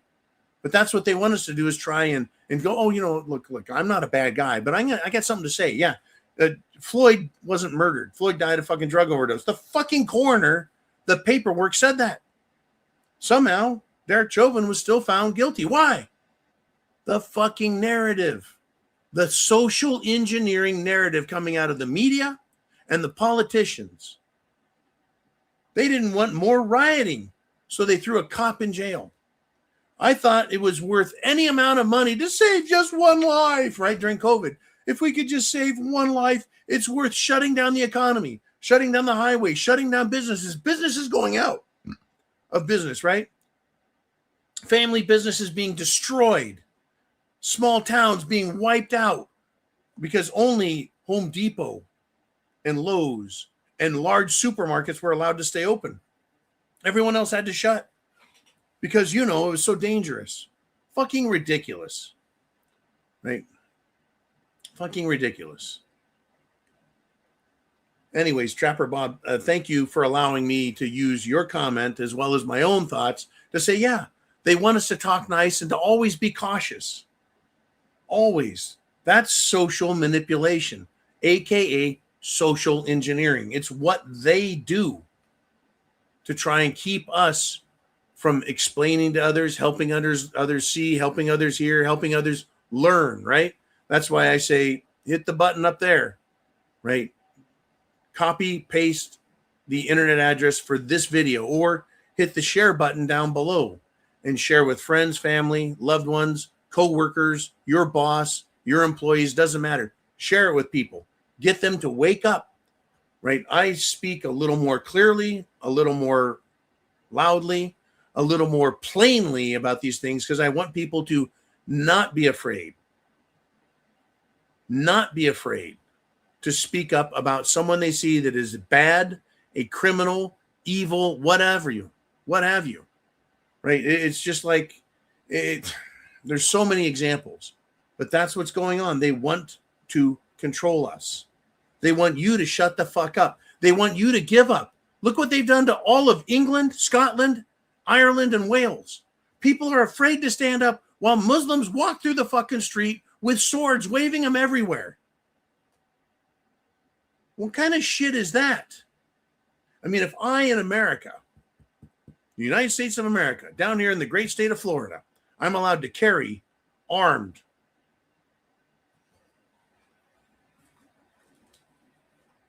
Right?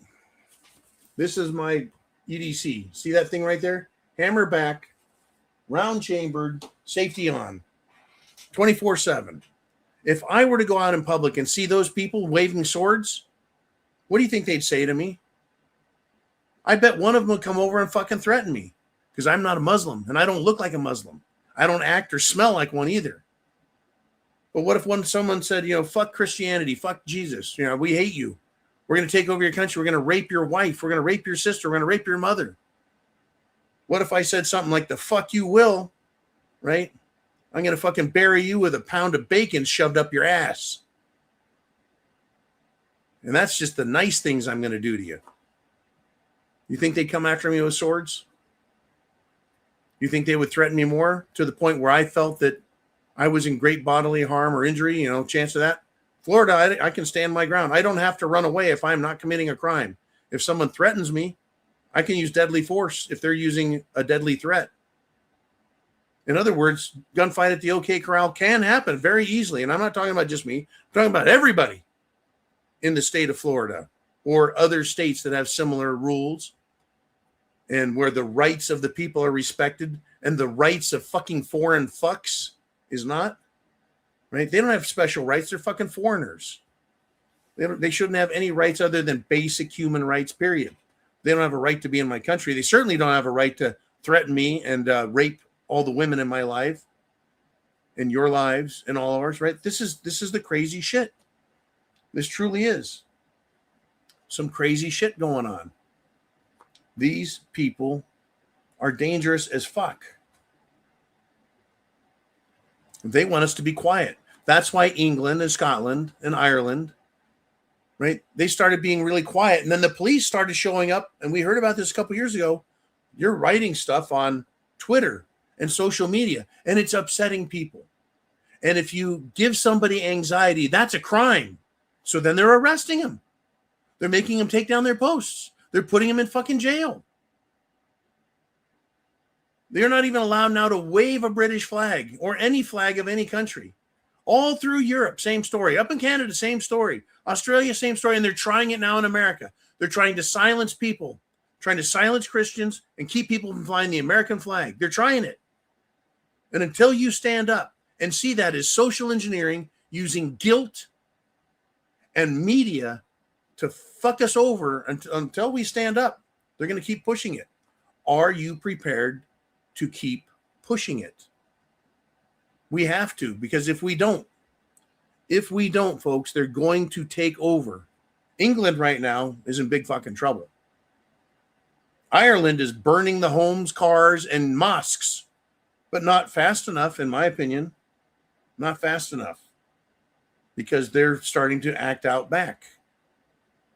Right? This is our 250th anniversary of the Declaration of Independence, followed shortly after that victory with our Constitution. 250 years, folks. We told a king to go fuck himself. Today, you can't tell your neighbor to go fuck themselves if they want to get in your face. You can't tell another religious zealot that is waving a fucking sword in your face to go fuck himself. How far the mighty have fallen. How weak now are the warriors who've turned in their swords for plowshares to plow the ground and give the harvest to people that hate them. It's unbelievable. It's unfucking believable.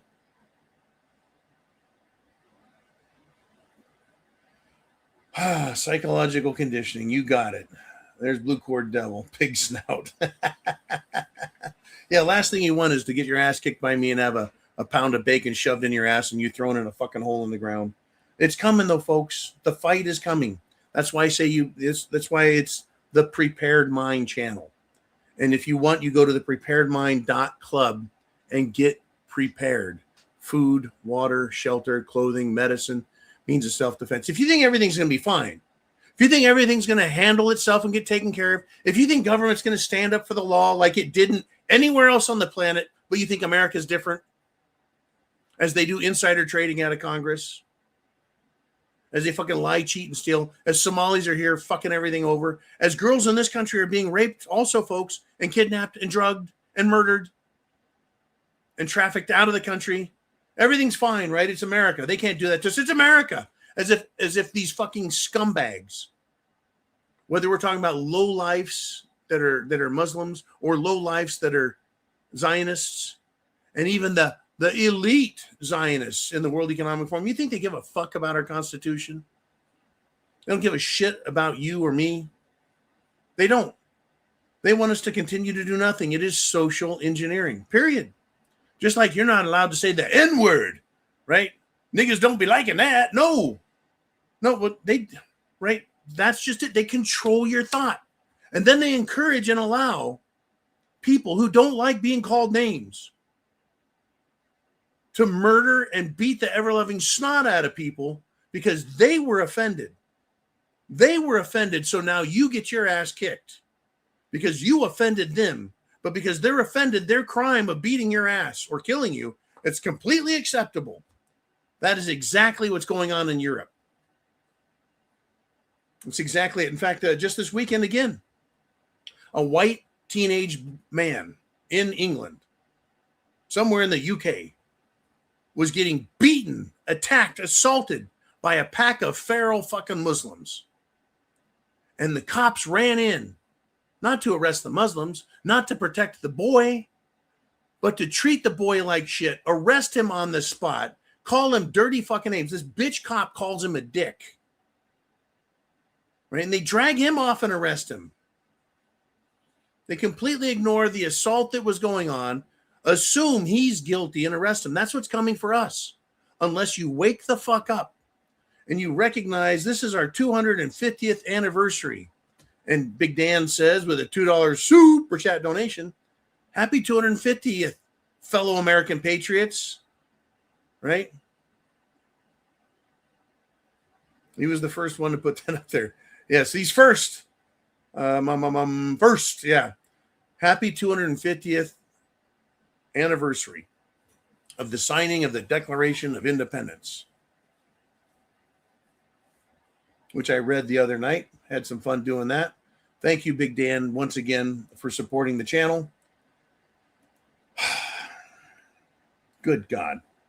Yeah, there's tons of comments. War has no emojis. I tell you what's happening, folks. Yeah, they're definitely...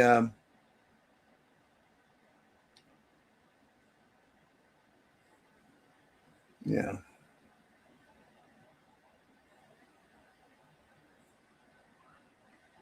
Quite interesting here. Okay. I tell you what, folks. Yeah, it's scary times.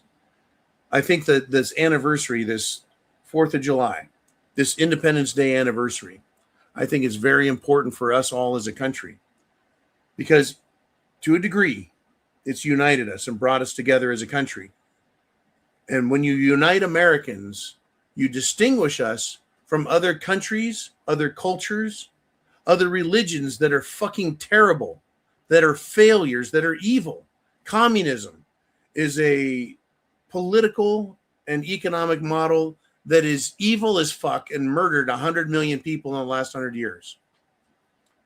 Islam and the Talmud are completely fucked up and are the opposite, the antithesis of what we teach in Western culture, Western morality, and Western law.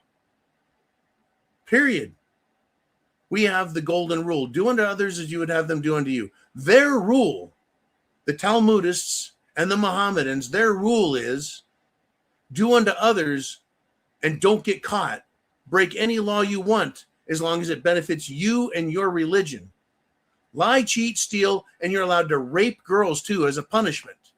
And yes, go ahead and murder as long as it gets our belief system, whether it's Talmudism or Mohammedism. As long as we get what we want, fuck everyone else. That is not Western civilization. That is not the American civilization. That is not law. That is just fucking evil shit. All right, we've got another super chat just checked in, and we're going to take a look at that. And once again, Big Dan the Man with a $10 super chat donation. Thank you, Dan. He says, how about a military weapon that could launch way out of our orbit and latch onto a train car sized asteroid, then alter its the course of the asteroid, and bam, your enemy just got hit from space. That very concept has been discussed for many different purposes. One of them was asteroids. A lot of them are full of very valuable minerals and metals, such as gold or titanium, copper, silver, right? Metals that are very difficult, elements that you can't get easily and inexpensively. They talked about literally launching rockets up and mining these asteroids. And they're like, well, the asteroid's going to circle and go out. And, how do you get supplies and air and food? And how do you get the minerals from there? The other one was go up, capture an asteroid using XYZ technology and bring it back and have it circle Earth in, orbit, zero gravity orbit. Much the way Mars has two moons that aren't really moons, Phobos and Deimos. That's the two moons, but they're really just very large asteroids. And looks like they were mining them potentially. Someone at some point, somewhere in ancient history, was mining asteroids. But that's the other idea. But then you look at the weaponized version. Now, in some sense, right, we've got the movie Armageddon. Great movie. The foreword or prologue was none other than Charlton Heston. But the movie had a lot of great actors, Bruce Willis being the biggest one amongst them. Other notable actors, Billy Bob Thornton, and a couple of other knuckleheads. Very entertaining, funny movie. But there was an asteroid size of Texas coming for Earth, and it was going to absolutely obliterate and kill everything on Earth and destroy it. Kind of like the KT boundary event from 65 million years ago that slammed into the Yucatan Peninsula and put up a dust cloud that killed all the dinosaurs. That's what history scientists say. Well, so in this movie, they had to blow it up with a nuclear bomb in order to stop it from hitting Earth. This movie called Armageddon. Well, yeah, what if we went up and used some technology or explosives or some weapon to redirect an asteroid, and with their science and their math, they could boom, boom, boom, speed it up, slow it down, make sure that it hits Earth. Hits Earth. in a particular spot at a particular time of day, so we hit the target, and then say, well, that was just a natural disaster. Sorry about that. Whoops. That falls right along the same lines, Dan, as using weather as a weapon or creating earthquakes as a weapon. You know, it's right there in the whole, you don't know it, but I'm the enemy and I just got you and you can't blame me. Yep, it's definitely a possibility. Now, this right here, 1776, is the super chat donation I've been waiting to see, and it is G-Man checking in. He says, our first 250 years of the United States of America, that is, has been a struggle. I expect the next 250 to be a challenge, but we've proven we can do it. So let's go. Oh, you bet. And it was Thomas Jefferson who said the tree of liberty needs to be watered with the blood of patriots and tyrants every 20 years. What did he mean by that? Every 20 years, people need to die over this struggle, over this challenge to remain free and to keep government in its place, small and contained. And government is both institutions and people, whether they're elected or appointed.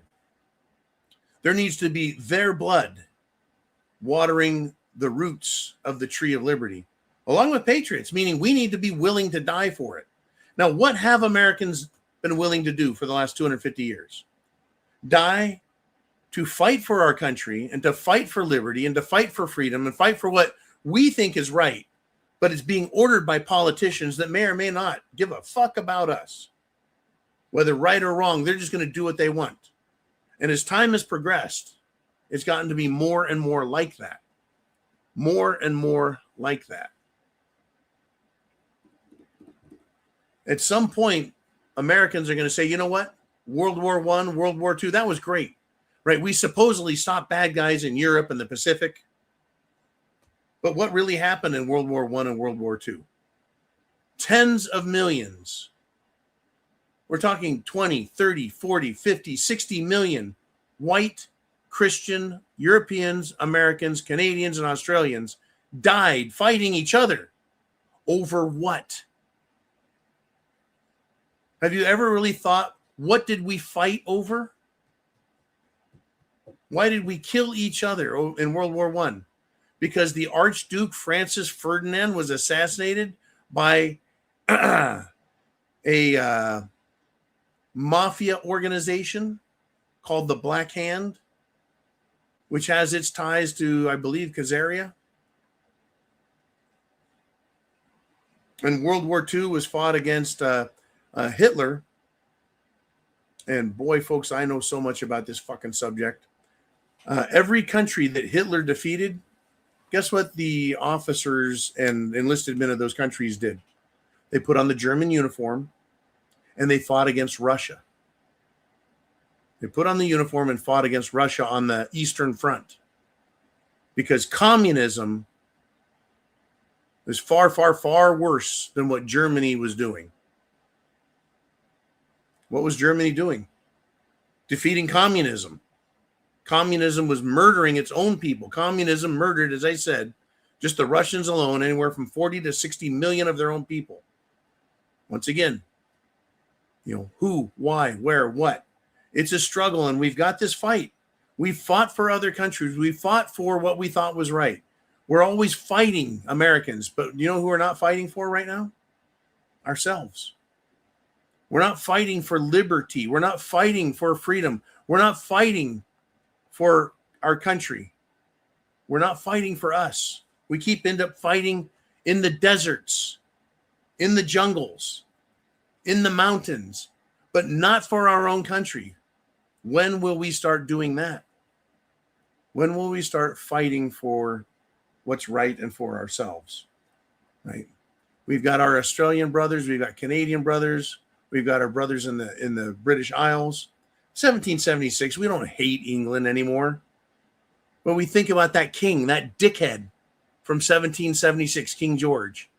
And we're like, we got all kinds of ire for him and his fucking redcoats and his judges and his governors and his magistrates and the entire lying fucking parliament back then. But we're fine with them now. So who is our enemy now? Who do we need to be fighting? Those that threaten liberty, freedom, our rights, who demand to own our country. And they want to take our resources, our water, our power, our wealth, and give it to themselves. Who are these people? World Economic Forum, central bankers, anti-American communist fucks, Muslims, racists everywhere that hate us because we're free. And when you're free, you can say what you want. And when you're free, you're armed. And they don't want a free-thinking, free-speaking, well-armed, well-trained, well-regulated militia. That is to say, the American people and all 1 billion of our guns and God knows how many billions of rounds of ammo. They don't like that. So they're trying to slowly destroy us, peck us away, and they've invited in every enemy that makes what King George did leading up to 1776 seem small potatoes. He brought in some European mercenaries, he brought in his redcoats, and he brought in these savage North American Indians to kill colonists left and right, killing, just like is going on in England today, in Scotland, and Ireland, and France, and Spain, and Italy, and Portugal, and Germany, and Austria, and the Netherlands, and Sweden, and Norway, and Finland, right? They're doing it again. They're destroying us using savage fucks. And the government that is allowing this and pushing it are the same as the redcoats. The police, the judges, the prosecutors, that is lawyers, that are allowing this and pushing it, they're right there side by side with the bad guys. Just like the British redcoats and their mercenaries and the Indians were killing American colonists and raping them and burning their farms and destroying their towns, sinking their ships, stealing their food. It's not a joke. It's history, and it's real.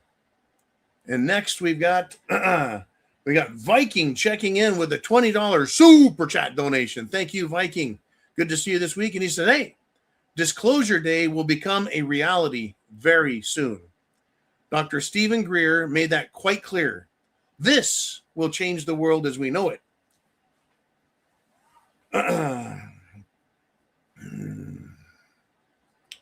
Hold on to your thoughts, Patty.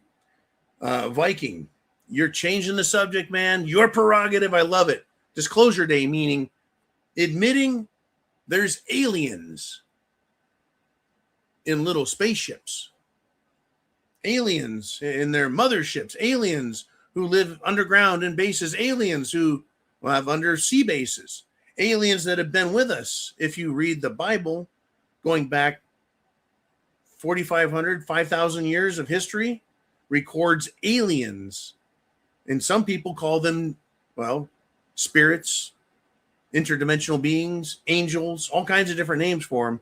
But yeah, Disclosure Day. Dr. Stephen Greer, by the way, folks, if you don't know who he is, he has been a prominent figure in the disclosure alien public movement because he's a doctor. They relied, the disclosure folks, on everyone, going, hey, if a doctor says this, it must be true, or it could be true, and shouldn't we believe him? And let's listen to what he has to say. Stephen Greer is a lightning rod for negative and positive attention, but he is saying the world as we know is going to change. Now, someone else who's in the world of UFOs, right, is Richard Dolan, who is an intellectual. He's written a lot of books on UFOs, ufology, from the spaceships to everything about it. He said that disclosure is impossible and disclosure is inevitable, meaning it can't happen, but there's no way to stop it. That's kind of an interesting take he had, and he explains it ad nauseum, and he has over the years. Basically, it's looking like it's coming. Now, my thinking, my perspective on this is this very thing. And this applies to self-defense, religion, law, order, anything and everything. Government does not give up information, It doesn't pick a side. It doesn't choose unless it benefits that government or that person in government. So if government is going to disclose anything, Mr. Viking, it's only because it benefits government in some way. And what does government want? It wants wealth so it can spend money where it wants. And it wants control or power over people. So if the United States government or the Canadian government, which is also involved in this, and the Australian government, which is definitely involved in the alien question, and certainly the British government and the MOD, and of course Europe, everyone, it's control. They want to use the information, this disclosure, to control people's thoughts, feelings, behavior, decisions, wealth, everything. Well, we can't have this Constitution written by a bunch of people that have been dead for at least 200 years. We can't have that because now we have little green men running around and we want to seem like we're really civilized. So keep sending drones into Russia and bombing school children, and Israel keep bombing Christians and churches and killing women and children by assassinating them. And then over in Iran, drop some more bombs on a school and do this and do that and do all these awful things, and then claim the aliens only want to deal with the civilized species. They probably look down at Earth and go, what a bunch of fucking wackos. The people in charge anyway. Geez, how bad are the people if they put these fucking clowns in charge? Yeah, they probably look at all of us and go, Scotty, there's no intelligent life here. Beam me back up. But, you know, and then some people think that aliens are demons, evil. I mean, they fly all the way across the universe, supposedly, to sneak into my house in the middle of the night, use one of their brain tasers on me or you or anyone, transport you, levitate you up into the ship, and then probe your ass for hours on end. Really? You had to fly across the universe to probe people? Hell, you could go to San Francisco, New York City. There'd be plenty of faggots there that would love to be probed by you guys, and no one would be offended. Okay. We got Patty Hamilton checking in with a $5 super chat donation. And she writes, John, I tried to post, but it would not let me post anything regarding racial tensions. Yeah, you have to be very clever, Patty, to write down anything that could be offensive, right? So, you know, you have to misspell things, spell it backwards. You know, it's very tricky to do. Very, very tricky. I'm sorry that you've had so much trouble with it. But yeah, that's their way of controlling the narrative. Now, the words that come out of my mouth, for some reason, I'm allowed to speak. Now, I've tried writing things in the comments section, and it won't let me. And I'm like, it's my fucking channel. It just won't let you. So you have to use code words. And the other thing is, you know, just sending information through to Jolene via email. And that can happen anytime during the week and even sometimes during the show to get information to me.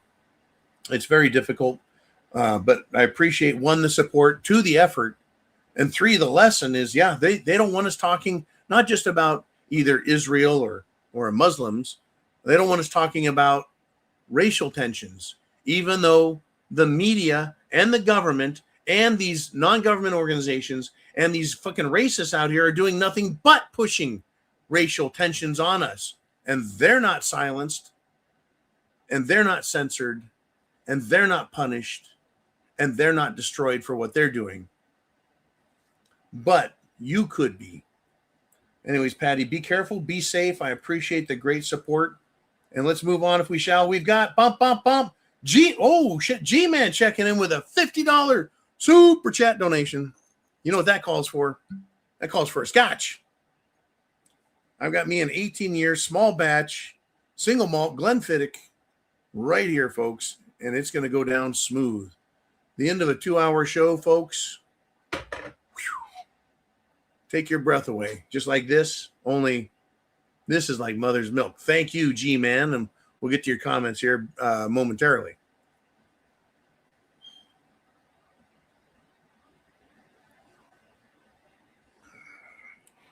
Semper Fi, G-Man. He says, classic movie I watched again, 1776. A G-rated movie that is surprisingly mature and very inspiring, very uplifting. Maintain your morale. That's not just for me. It's for everybody. Everyone, maintain your morale. Keep your spirits up. Believe in America. Believe in freedom. And God bless, says G-Man. G-Man, that's a great thing. Thank you, sir. I appreciate the great support and also the sentiment. Now, we're going to step over to Blue Cord Devil, and he's doing a $50 super chat donation. And here we go. Same 18-year single malt scotch, $50 donations. Do just that, folks. Buy me a scotch and help support and pay the bills to keep the show going. The show must go on. Blue Cord Devil writes, peace and prayers, John, Jolene, Uman, and everyone else. Watch your six means watch your back. Watch out behind you, next to you, in front of you. We are surrounded by enemies. Stay calm. There's no reason to get overly excited. Stay armed. Protect yourself. Protect others. If we can make it through these next few years, i.e. 2030, maybe we'll have a chance for another 250 years.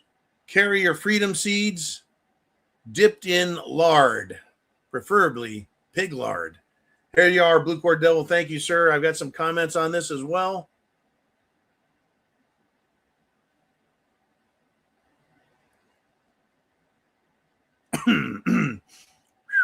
Two in a row. You feel it pretty good. Thank you, Blue Cord. Now, he says, if we can make it through these next few years to 2030. Okay, follow me here. 2026, 27, 28, 29, 30. If we can hold on another 5 years, we might make it. Folks, the Revolutionary War, 1776, 77, 78, 79, 80. Right? 1780. Now, the war was won. It wasn't won. It was almost lost. So we finally came back. The English, Cornwallis, yada, yada, they all just ended up, they lost, right? Supposedly. Well, 1780, but we didn't have a constitution until 1789. We were in a state of shit it's the fan chaos post-war for almost 10 fucking years. So I know what you're saying, Blue Cord, right? We've got a fight, and the fight is now started. This pushback on all things illegal, exposing the enemies of civilization, of our Constitution, of our culture and traditions, and against our understandably unified basic religious beliefs in Christianity. These other religions, these other thinkers, they're completely disloyal to America and loyal to no one but themselves. These are the globalist Zionists. They make money off of war. They make money off of peace. Then they make money off of war and money off of peace. They don't give a fuck about any of us. It's always about destruction. So we have to borrow money from them to rebuild our cities, our factories, our farms, our lives, our homes, everything. Every time we destroy ourselves with war, they make money during the war, and then we have to borrow money from them after the war. Declaration of Independence, Constitution, War of 1812, the 1840s, followed by, shortly after that, the Civil War in the 1860s. Banks and foreigners getting involved in our countries, getting us to fight and destroy and kill each other so they can benefit. It's the same fucking game, and it's the same people. Literally the same people. George H.W. Bush did not lie when he said what he said. When he said it's a brave new world, right? Brave new world order, right? 1,000 points of light. When we're successful, and we will be. That fucking clown. Oh, yeah. To end the show, Jay McSkinnis shows up, and he taps that $3 super sticker with another $2 one. Thank you, Mr. McSkinnis. And we are at 2 hours and 10 minutes, folks. a good long show on this July 4th Zoo 2026 Sunday Night Live. It's what we do every week, but I'll be back tomorrow morning, 0:30, hopefully, to get you what happened. Wake up. It's going to keep going, folks. Wake up. The fight is on. Be prepared. Be a prepared vigilante. Thank you again, Mr. T, for that, and for everything that all of you do. Thank you all. We need to stay vigilant, and being prepared is part of being vigilant. I'm not calling for vigilantism, which is taking the law back from the government that has refused to do its job and you applying the law yourself. That is vigilantism. When government fails, we take care of it ourselves. That's why government's like, no, you can't do it. Trust me, I've experienced this personally. My neighbor did this. He calls the police. He says, hey, there's a fucking jackass out here on my property. This is ranch land, Northern California. There's a jackass. There's a jerk out here. He's pissing me off. And they're like, so we don't care. And so this guy, his name was Ray. He says, I'm getting my gun and I'm going to go take care of the problem because this guy is nothing but trouble. I've dealt with him before. And the police are like, no, don't get your gun. Don't do anything. We'll be right out less than 5 minutes. Out in the middle of fucking nowhere. They had sheriff's deputies roll up on the property and get rid of the offending asshole. They don't want you taking the law into your own hands because you'll realize that you don't need them.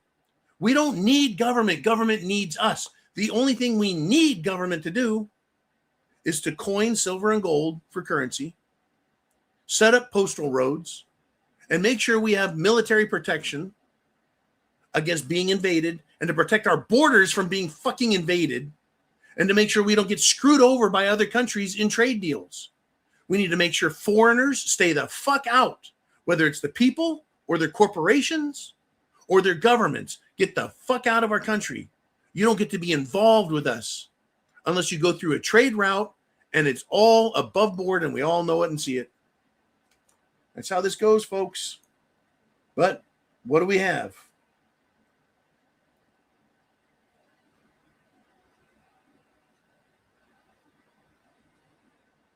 What the hell is that about?